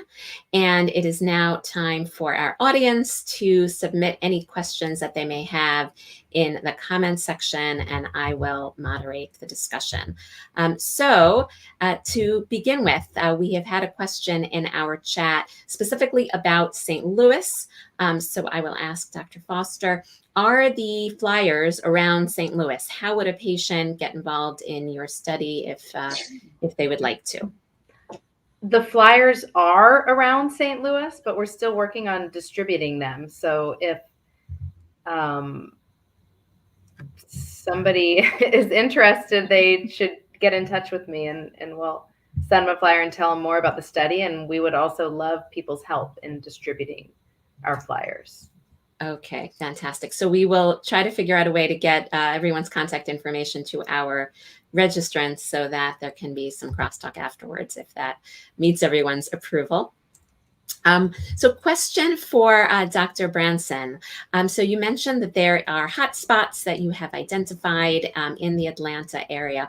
What would you hypothesize may be some of the factors that go into those hotspots? I know that is going to be your next phase of research, but if you had to hypothesize now, what would you think would be some of those factors?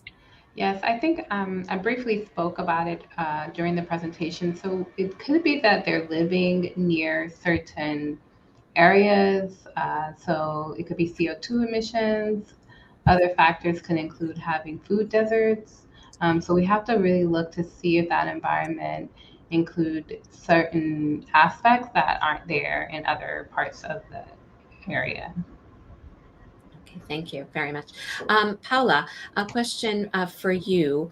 What you mentioned that samples were taken from, I think, 400 or so participants for genetic testing. What specific genetic testing is being done on the samples that you're collecting? Sure. Our study is also attached to the large PD consortium. So we're doing whole genome genotyping. We are not doing specifically like genetic testing for specific genes. So it's all the genome. It's about 1.4 million variants. So the idea is to do more population-based studies than individually based. Okay, thank you very, very much. Dr. Goldman, so based on your work, what do you think is the most important thing that a clinician can do generally to increase rehab participation in their patients? Or is the problem that clinicians aren't speaking about it? What is your take on how to improve the situation? Sure. Thanks for the question, Rebecca. And it's a multifactorial situation, but I think getting the word out, so increasing awareness and education on both the healthcare provider level and on the patient community, that rehabilitation can play a very important role across all disease stages. So it's never too early, even at the time of diagnosis or shortly thereafter, to think about being proactive in rehabilitation, and also what the other rehabilitation disciplines can do for someone living with Parkinson's. Okay, it's great, because just as I was asking that question, a question came in from the audience about, do you recommend rehab services as soon as people with PD have a diagnosis, or do you need to have severe deficits? So you just addressed that right away is not too early. So that's an important message as well. Dr. Hegland, would you be able to enlighten us about your trajectory from studying DBS in speech and swallow disorders to studying disparities in DBS therapy? How did you come to study this particular aspect of DBS? Yeah, thank you for the question. So as I tried to emphasize in my intro slide, my doctoral student, Bryn Taylor, is really passionate about health disparities across multiple different patient types. And so when we saw the announcement for this particular grant come through, we knew that we wanted to submit based on some of her preliminary work she had already done in DBS.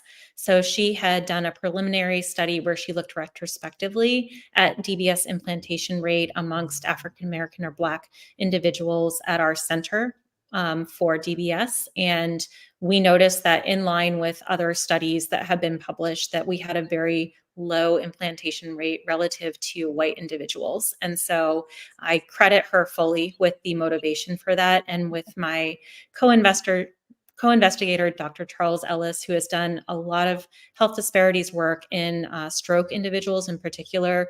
We were really able to assemble a good team to do this project. Great.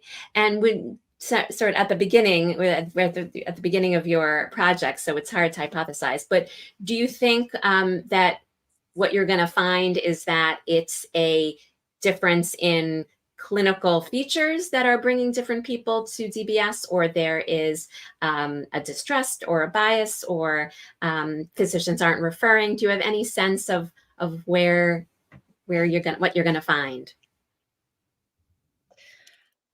Gosh, that's a great question.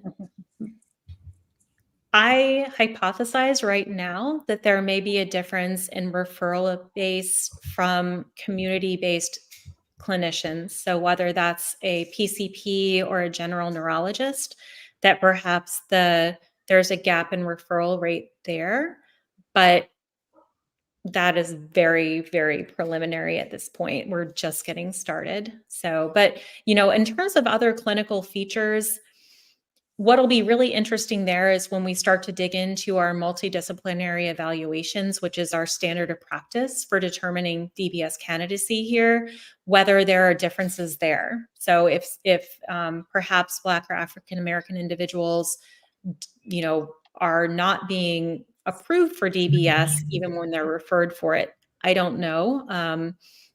We'll, hopefully next year we'll be able to give you some better information on that. Fantastic. Looking forward to that. A question for Dr. Prieto. Can you share an approach that has worked to address the lack of Latino participation in general? And what do you see as the biggest barrier to engaging Latinos in this initiative? So looking specifically at physical activity, when working with the Latino population, one of the biggest barriers is transportation. So what we're looking at is people will not go to the events if there's not transportation specifically picking them up at their homes and then taking them to the location. And in addition, providing in-person programming is really important for the socialization part. And so when we're looking at how to provide more programming and physical activity opportunities, it's really looking at the environmental factors as well as preferences for social engagement and that going that extra mile. So we call it like, está bien entregado. So they're always like involved in the person's life. So what are they up to, building those personal relationships with those individuals with PD and their care partners. Oh, fantastic. So you mentioned recruitment efforts. You mentioned you're in Wisconsin. Wisconsin has a lot of doesn't have a lot of Latino population, although I'm sure there's a good one for you to study. Are you considering branching out into other populations and maybe doing some of the activities virtually? Is that a possibility in the future? Yeah, so definitely looking into virtual, but also going to where the people are. So there's several nonprofit organizations that serve mainly Latino individuals. And so working with them and educating them also about Parkinson's disease, because they may not even know that they may have the disease or what the disease consists of. And so that education part is very important as well. Excellent, thank you. Question for Dr. Foster. Can you distinguish between us, if they are different, CE studios and focus groups? How would you? Yeah, so I've talked about this. They look similar to me, but I think the purpose and the goal is different. So focus groups are often run to try to sort of answer a research question, to get a group of people's thoughts and perspectives on, a specific topic of interest. Whereas the purpose of CE studios are really to inform the design and execution of a research study. So I think that's kind of one of the key differences is in their purpose or goal. And then because of that, the analysis of the data is different. It's not, maybe you wouldn't use as rigorous of a process to analyze CE Studio qualitative data as you would for a focus group to answer, or explore a research question. Thank you very much. We have a question from Dr. Pickett, and we'll ask this question. Who should answer this question? Perhaps maybe Paula. And you mentioned this a little bit, or really we can open this to anyone who wants to answer. Do you have referral pathways in place for working with your communities? And what are you doing to see that clinical service needs are properly being met? So maybe Paula, you can take that one, and then anyone else who wants to answer can answer. Sure. Well, as I mentioned, that's a big barrier in our country. So there's a lack of neurologists, and a lot of people don't even have access to any medical service at all. So that's a big gap in general. But in our case, we're actually working with one of the biggest institutions, the referral institution for all neurological diseases. So a lot of people who do not have health services can access to that institution. And also, in the case of the studying specifically, we have like an open survey. So even if they don't have a neurologist on a daily basis, they can say that, hey, I want to participate in the study. So they fill in a survey, and we try to match with other neurologists, and it can do either telemedicine, or we can do like phone calls, or see a way they can take their right to participate in research studies. So that's a little bit of what we're doing. Excellent, thank you. Question for Dr. Branson. You mentioned mistrust in your talk as a barrier to participating in research in certain communities. And I'm wondering if you could give us some practical tips about overcoming mistrust that you have found to be useful. Yes, thank you. That's a great question. With respect to mistrust, what we try to do is implement asking the question in different ways again. So sometimes having a conversation about the concerns with respect to, if we're talking about a research study or a design, we will ask, what are the concerns that you have?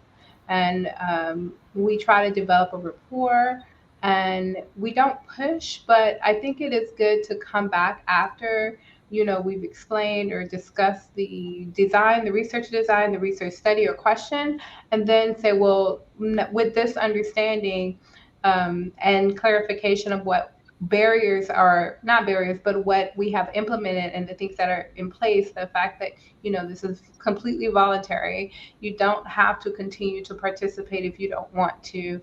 This will help the community at large within the society that we're in trying to serve, and implementing those discussions, not just in one session though. Like oftentimes people will say, oh no, I'm not interested, and instead of expanding upon that and asking, well, do you mind, they don't have to at all. They don't have to say why they're not interested. If that's a no, that's a no. But if they want to expand and we give them that space to do that, and if they say, well, I don't want to talk about it right now, we will say, okay, we can come back at another time. I think what the barrier sometimes is that people are at different spaces during that time. And I think it was discussed in many of the other presenters' slides about the history of research within in the United States of America, and how those problems and that history has manifested some of the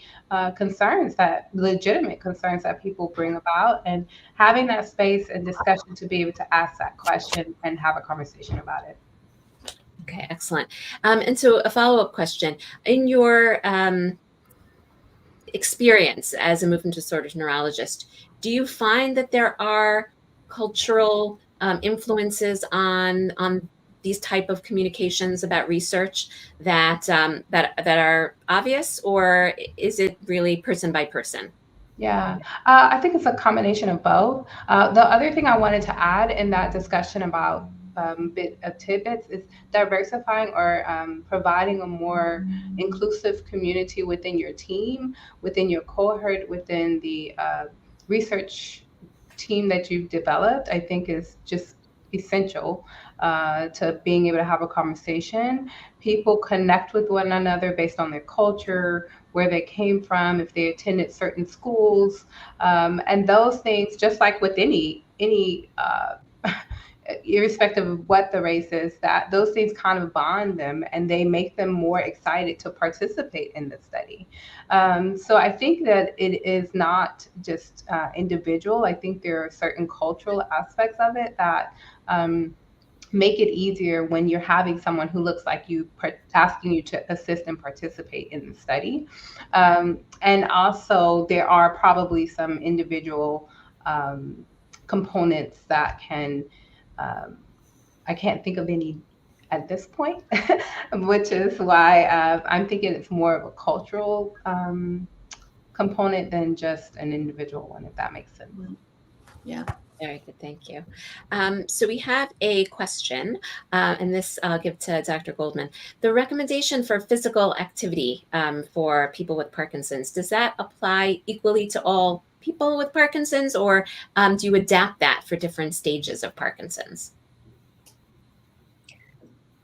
Well, physical activity is certainly important across all stages of Parkinson's, whether it comes as form of multiple different types of physical activity or in the form of exercise specifically. But I think as people's needs and goals and abilities change over the course of Parkinson's, we do need to make adaptations to what people can do or what they might need a little help doing and so forth. But regardless, I think, across all stages, there are ways to be engaged and active physically. And I'll also make a plug as well as mentally and cognitively throughout all stages. Great, thank you. So we have a great question. And this, Dr. Prieto, will give to you. So any thought on how to reach Latinos? Now, there was a question about the difference between Latinos and Latinas, and that's referring to men and women who identify with that ethnicity. Are there ways to reach people who may use different language to refer to themselves? Some may identify as Latinos, some may prefer Hispanic, and sometimes people may feel excluded based on this language and these marketing materials. How do you bridge that gap? How do you think about sort of the language you're using to recruit people?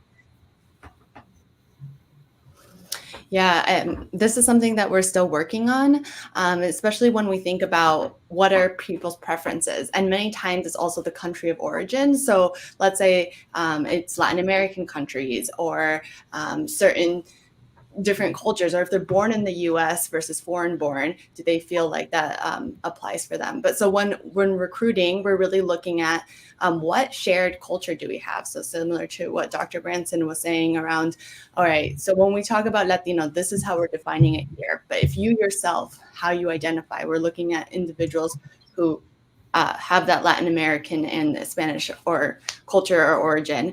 And what's really important too is that Spanish proficiency or being able to speak Spanish, connecting with participants in that way. And of course, there are other languages that are spoke throughout Latin America that I myself don't speak, but then it's also important to see that as a limitation of our recruitment. Okay, fantastic. It's always good to remember that these large groups have sort of multifaceted aspects to them, that not everybody who identifies as one type of ethnicity are all the same. There's a large variability. And so next question for Dr. Foster, what would be sort of a tangible outcome that you're envisioning from your community engagement studios work? If you had to hypothesize, what would be sort of a tangible thing that people can do to improve Parkinson's care in the Black community, let's say? How would your community engagement studios achieve that? So the goal of our studios were to help us guide the design of our interview study. And so what we hope to understand from our interviews are, specific factors like barriers or supports that influence the Black or African American community with Parkinson's disease in our region, their engagement in research, clinical care, and community services. So some tangible things that we hope come out of those interviews. We also are asking about stakeholders and partners. And so some tangible things that we hope come out of those interviews are specific strategies for recruitment, for research. So, where are the best places to recruit? What are the best methods to use to recruit? Also some specific community partnerships. So who can we partner and build relationships with in our communities so that we can increase our reach and we can improve the access of people that we aren't currently reaching. So, faith-based organizations or different community clinics. Also, one thing that we would like to do is develop a network, like a community or clinical referral network. So this goes back to one of the earlier questions of the clinicians in our region who are treating underrepresented people with Parkinson's disease. And so, not all of them can be referred to the WashU Movement Disorder Center just because, the wait time to see a clinician is like 6 months or a year, but how we can develop a network so that we can communicate with each other and, make the process easier for specialty referrals if needed, or just do some, co-learning and troubleshooting together when different community clinicians encounter these individuals. We'd also like to develop from the people in our interviews, and then also the different suggestions that we get for who to partner with and who the relevant stakeholders are. We aim to develop a community advisory board that we can then use in all of our work moving forward, in our research and our clinical care and the community services, so that they can continue to guide culturally appropriate and accessible work. So those are some of the things that we hope to learn from the interviews that we're conducting. Thank you so much. That has brought us to the end of our Q&A for our presenters. I wanted to thank everyone for their presentation, for the work they do for the PD community, and for being here tonight and sharing your results with us. And now for the final part of our evening, because none of the work we discussed up until now is of any value without the input of people with Parkinson's and their care partners. So the most important part of our evening takes place now, which is the person with Parkinson's and care partner panel. So I invite to the screen Anushka Sheel, who is our National Director of Programs and Services at APDA, who will be the moderator of our panel. She will introduce our formidable guests, who I know will not only inspire you, but will teach you a lot. So Anushka, the floor is yours. Hello, everybody. Thank you so much for being here with us tonight. It is my pleasure to introduce you to our panelists, Bernard and Denise Coley and Ruby Rendon. We are grateful to our panelists for taking the time to share their experiences with us. Denise Coley is the founder and co-managing partner of Enable Your Vision, a firm that provides supplier diversity consulting to drive economic vitality for diverse businesses, corporations, and the communities in which they reside. She's also a person living with Parkinson's since 2018. Her husband, Bernard Coley, is an executive with 50 plus years of experience in the high technology industry and is also a principal in Enable Your Vision.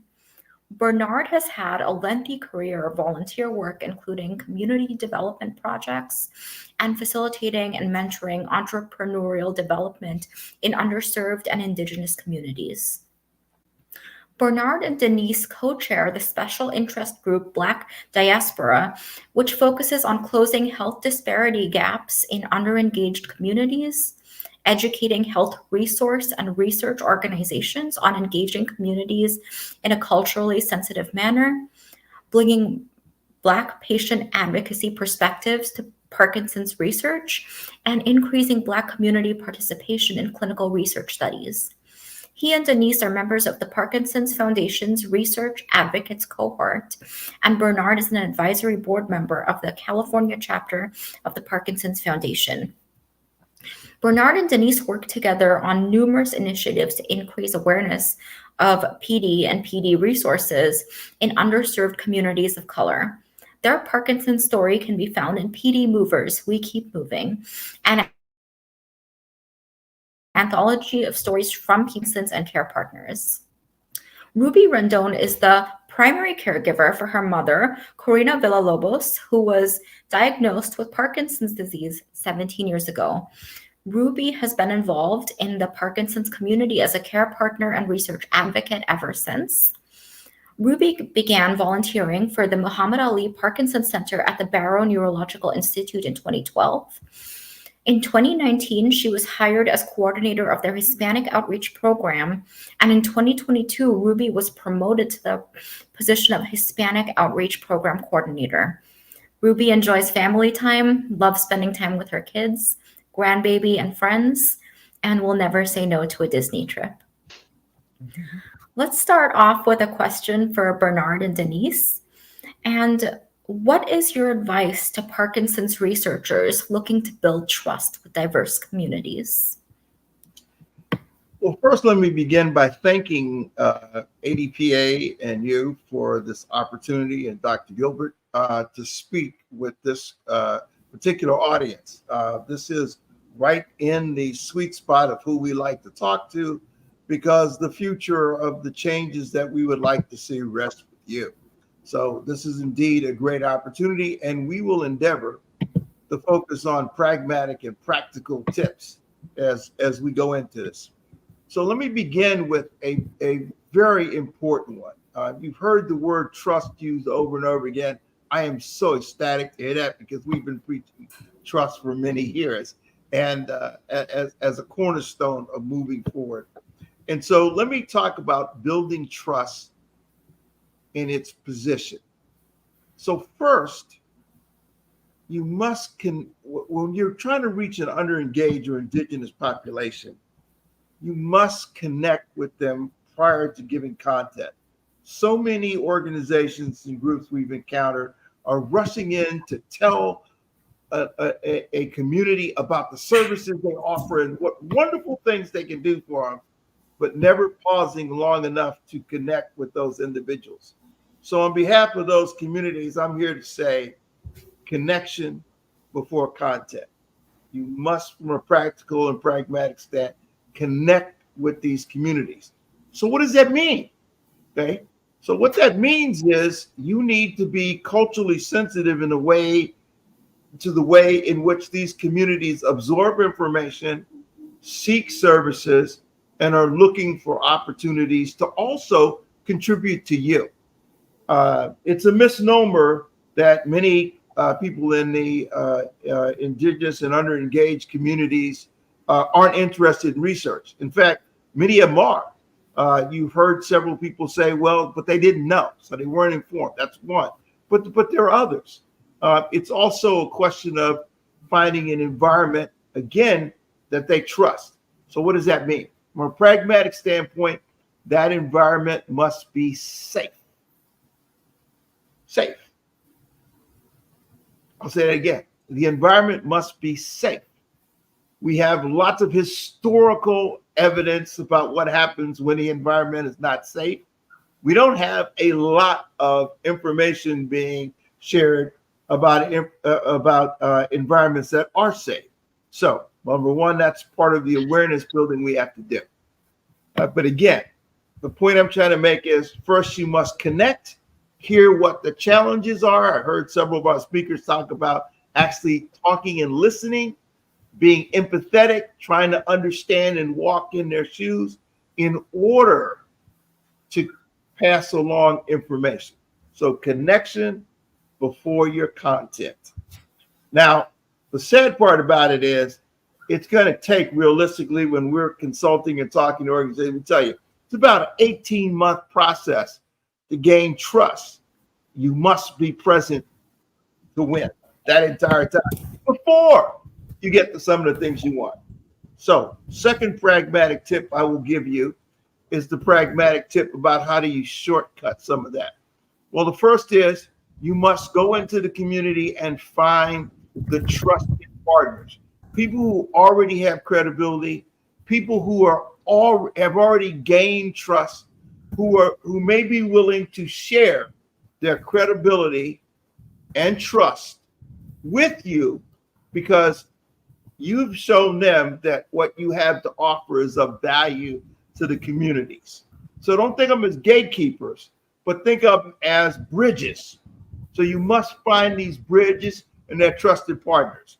Now, some of them I've heard, already today, people say, well, what about the church? Yes, but it could be community centers. It could be the senior center. It could actually be youth centers or the schools. Okay. but there are places where there are trusted partners. And if you communicate with them and partner with them, as in real partnership, real collaboration, as in equal partners, you respect them for what they bring, and they'll respect you for what you bring, you can reduce the amount of time it takes for the community to trust you. But again, the respectful, balanced, collaborative, equal partnership. Denise, would you like to add? So as Bernard was talking about being empathetic, one thing about being empathetic is how you are received. Are you fully listening? So when I tell people, when you go in, make sure that you're really listening, sitting up straight and looking the person eye to eye, and carefully taking things in without trying to have any judgment. You must be respectful and intentional. And one of the best ways to earn trust is to learn something about each other. So you're sitting, listening very carefully. You tell your story of how you got to the place where you are, whether you're a care partner or a trusted person or the person with Parkinson's. And take about 2 or 3 minutes just to give a good idea of who you are, what you represent, and why you're there.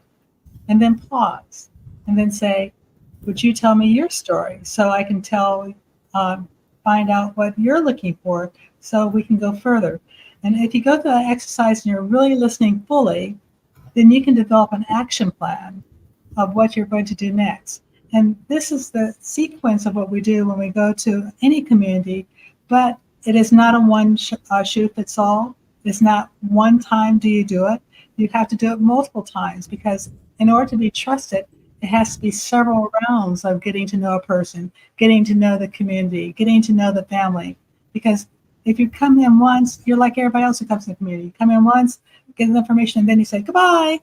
And everybody says, they just leave us stranded. So why should we give the information? And the most important thing is when you're listening fully, you'll notice if there's no other conversation, the conversation's all on your end. If it's all on your end, There's no trust. No trust, you're in deep trouble. You're going to have to come back many more times before you can get to that point. Thank you so much for sharing that valuable advice. That was so helpful. And the next question we have is for Ruby.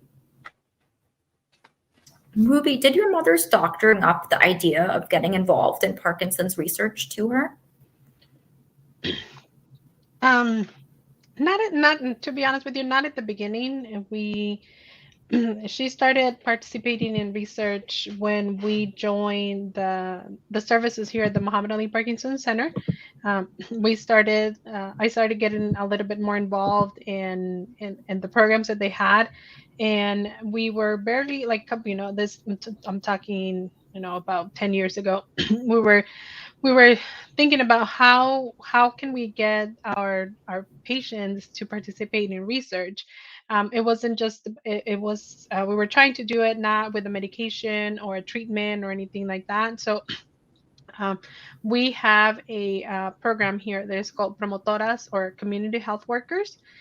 So we started little with a survey from one of our organization, and even though sometimes they had to go to the home of the patient, we had a really good outcome of it. We also started doing education about research, and as Hispanics or Latinos, we try to do it in like Bernard and Denise, in a cultural sensitive way. We try to make put a little humor in there, and use words that they could understand in Spanish about some terminology of research. So our promotoras had a presentation, but it was it was kind of like a dynamic and more like a little play about research, and they had a village of research, and it was like the double blinded, because the doesn't see what the wife does and the daughter does, things like that. So that's how we started, and then we got a grant and we did a voice research.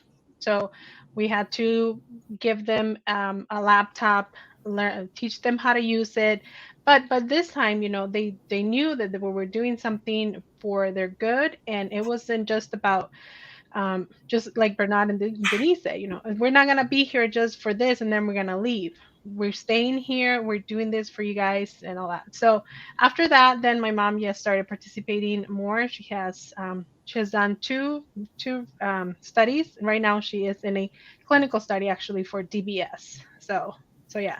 And she's really excited. A lot of people say sometimes, DBS is a brain surgery, and then she went and got 4 leads instead of 2. She's like, how? Why did she do that?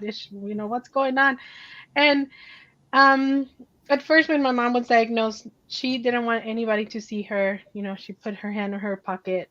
After we started learning more about it, and she said that if she could be a voice for the community, then she was all in. She was doing interviews. She was doing, we go out to the community, to the Mexican consulate, to the churches, to a lot of community events, and that way, it's not just me talking about Parkinson's; it's them talking about Parkinson's too. So we started doing that, and now when we approach her with that she was a good candidate for this study, she's like, okay, yes, I'll do it. Yo lo hago. And I know, like a lot of people say, it's not gonna be probably a cure. It's not gonna be found for her, but it will be for future generations. And what more can we leave to that for them than saying, oh, my great grandma or my grandma participated on this, just a legacy, I guess you could say it. That is really special. Thinking about that, what you shared about the ways of talking about research and what Denise and Bernard said about creating a safe space, I want to open the next question to all three of you. I would love to hear your thoughts about the barriers that exist to involvement in PD research for communities of colors, and how can those barriers be addressed? Let me start with that one. This is one of the questions we get most often. So again, sticking with pragmatic tips, let me just start off with the title, Representation Matters. So if you have an environment where no one looks like you, no one talks like you, no one understands your sense of humor or your approach to difficult topics, then it's not going to be a safe environment.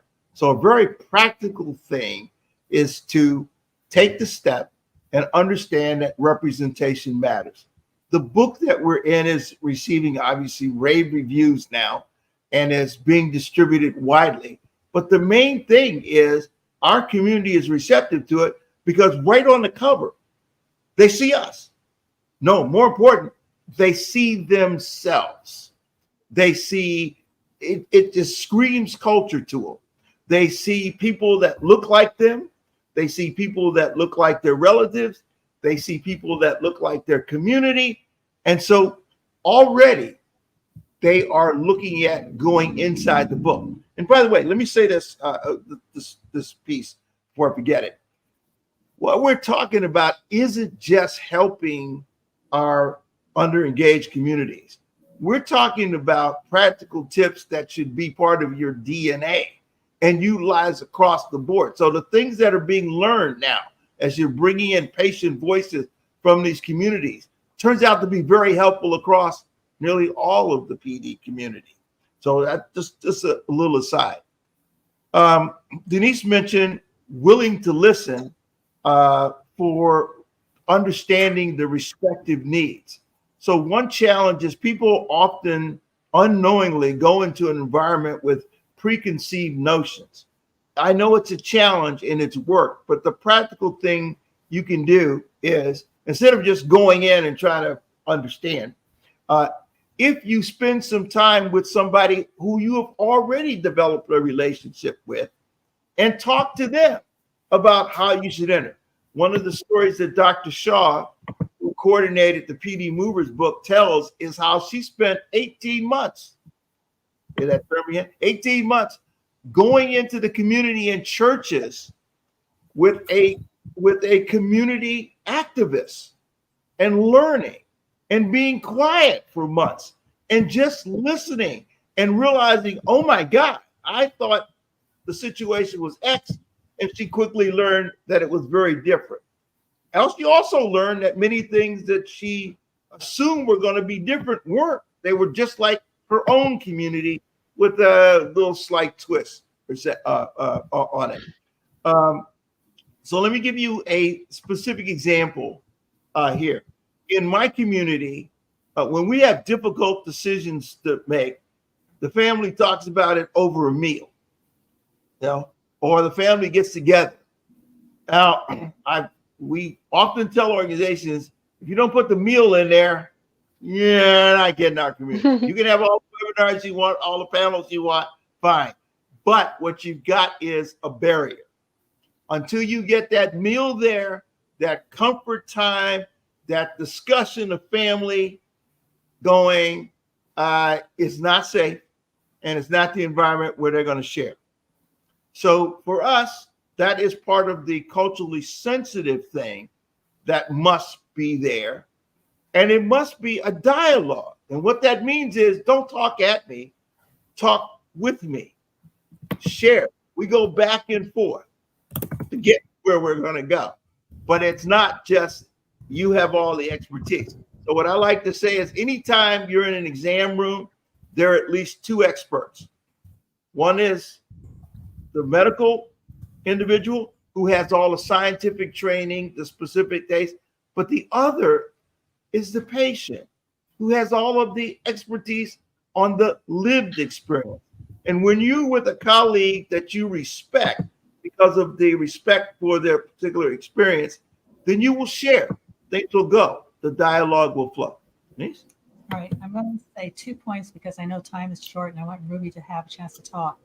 One is you have to emphasize why it's important and what is going to happen, because people want to have that information because there's been so much constructive research. So keep it in mind, why and what, and Ruby, it's on you.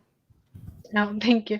Yeah, I think for us also, it is for us it's not just translating a program, from English to Spanish. It is, like Bernard said, changing that and put it towards the community, and by doing that, you're able to have more people participate, and be willing to trust you, little by little, like he said. I think that's how we are able to do that. For example, we on Sunday, November is Parkinson's caregivers month. We celebrate our so sometimes I have to work on a weekend because it's the only time that our patients have, because sometimes parents or grandparents are taking care of their grandkids because their kids still working, because it's a day that they have to rest. So on Sunday I'm going to have my picnic de la familia. It's like a family picnic to celebrate our caregivers, and of course I'm going to have food because that's something important. We're going to have music because we love music. We're going to have raffles, and we also are going to have somebody that's going to take care of the little ones to keep them entertained while their their parents or grandparents receive the information. For us, it's important to do that. I don't want somebody to tell me, oh, I can't go because I don't have anybody to watch my nephew or my grandkid. And that's the thing for us is as Latinos or Hispanics. If you invite me, you know that it's not just me going. It's my 3 kids, my grandbaby, and my mom, and my cousin, and everybody else in the family. So I think that's one of the things that I probably say. And one of the things that I was listening to the doctors that were talking before, and how do they connect with the community. I think using the resources that are already out in the community, such as community health workers or promotores, are the best way that you can get. They are the bridge to those communities. And like Bernard and Denise said, it's not just a one-time deal. Once you get into our community, it's really hard for somebody to, for example, if I have somebody that I think it's good. It's going to be a good impact for my community. I don't let them go. I'm like, we have this, we have this. Do you want to participate in this? I have a webinar. I want you to do a talk. And that's the way that you keep finding, these resources, and go out to the community, and little by little start doing that, tocando puertas, like we say, knocking doors, and that's how you're gonna find your way in, and make sure that you're there to stay, not just for one time. That's what I did, and then I'm after 12 years, I'm here. So I have time for one last question, and I think this is something our researchers in the audience are all dying to know. Do you have any recommendations for them for just how to get the word out in diverse and under communities? What should be the steps they can take? Say that they have a study, they're recruiting. What advice would you give them? I think, and we talked about this earlier, it's not about just checking that box of Latino, Hispanic, Black, African American, Native, or any other race. If you really want to have participation, if you want to have Latino or Hispanic participation, have your study in Spanish. Try to do it in a different, like as many languages as you can, and also see what ways of communication your community is using. For example, us, we use a lot WhatsApp. If you have a group of WhatsApp, send the information there. That's how it gets distributed. Most of my things that I do, I send the message in WhatsApp and it gets distributed like that. See if they're using Facebook, Instagram, like all those social medias that are out there.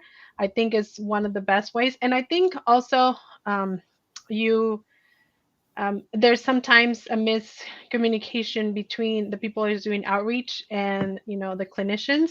Sometimes if you see there's a good candidate out there, tell them, hey, I'm going to, if you have your clinic and your research department, it's in the same place, you tell them, hey, I'm going to bring somebody from research and talk to you about this study that I think you will qualify for. It doesn't have to be medication. It could just be something, just keeping up with how you're feeling and things like that. Start little, or whatever you start little or start big. I think having more communication with that department will be what you can do. Let me wrap this up by saying, I'm sorry. I think, yes, if you have any thoughts, Bernard, certainly if you can share some thoughts before we wrap up. A quick final comment. This kind of effort needs to be in your DNA, meaning you don't just do it just before you have a research and you're trying to recruit, research project and you're trying to recruit. Your organization needs to embody this, be already out in the community doing activities, so that when the research comes along, they're already out there and have built relationships. They're already working with people. And if your team is inherently diverse, if you have patient voice already integrated into your process, then you simply turn to people representing that community and say, how should I get these materials out? And they'll tell you this works best here, this, so you go see, etc.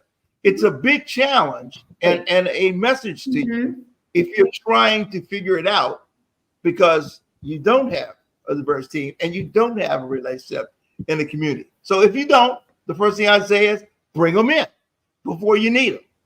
Get the voice in, build a relationship, and then when you need it, it's available to you. Would you agree, Ruby? Absolutely.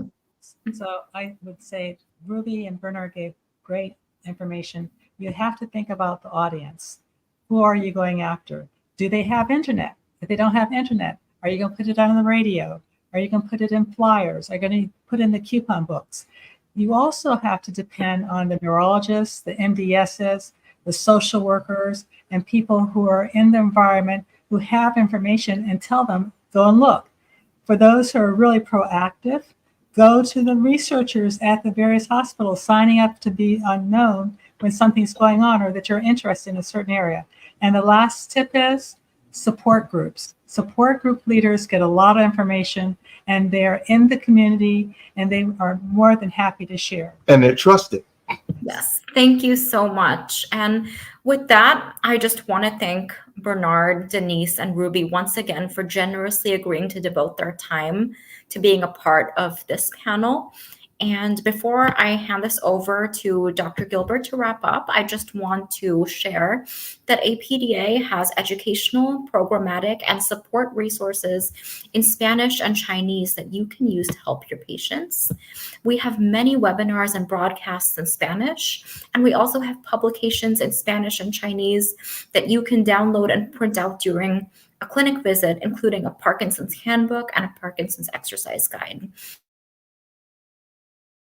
You can also order hard any publication for free on our website. And in addition, anyone interested in ordering a PD Movers book, which features the beautifully told story of Denise and Bernard, as well as the stories of a number of other Black people with Parkinson's, can do so on APDA's website. We will place the URLs in the chat for our webinars and publications. And another way to access all of our resources is through APDA's resource library. I now invite Dr. Gilbert back on to close out our program. Thank you so much, Anushka. That was incredibly informative. Really want to thank Ruby, Bernard, and Denise for all that information. And I know that anyone listening is really going to take that to heart. So really, thank you so much for your time.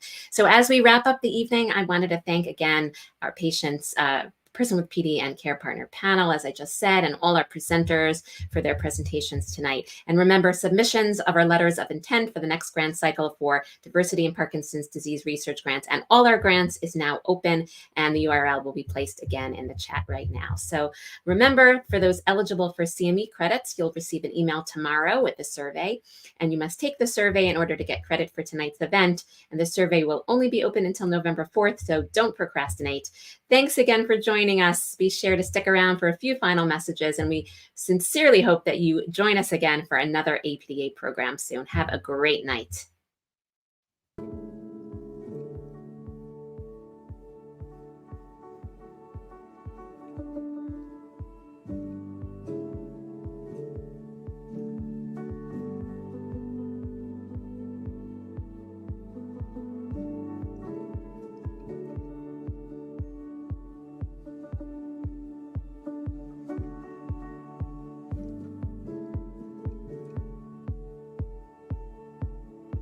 Hi, I'm Leslie Chambers, the President and CEO of the American Parkinson Disease Association. Each month across the country, APDA is providing support groups, exercise classes, and educational programs like this one to support the Parkinson's disease community. You can find all of our upcoming virtual events on our website at apdaparkinson.org/events. If you enjoyed today's broadcast, I hope you will consider making a donation to help keep programs like this possible. Your gift can help APDA support people living with PD through local programs, reliable resources, and groundbreaking research designed to find treatments and ultimately the cure for Parkinson's disease. Please donate today at apdaparkinson.org/donate. And thank you so much for your support.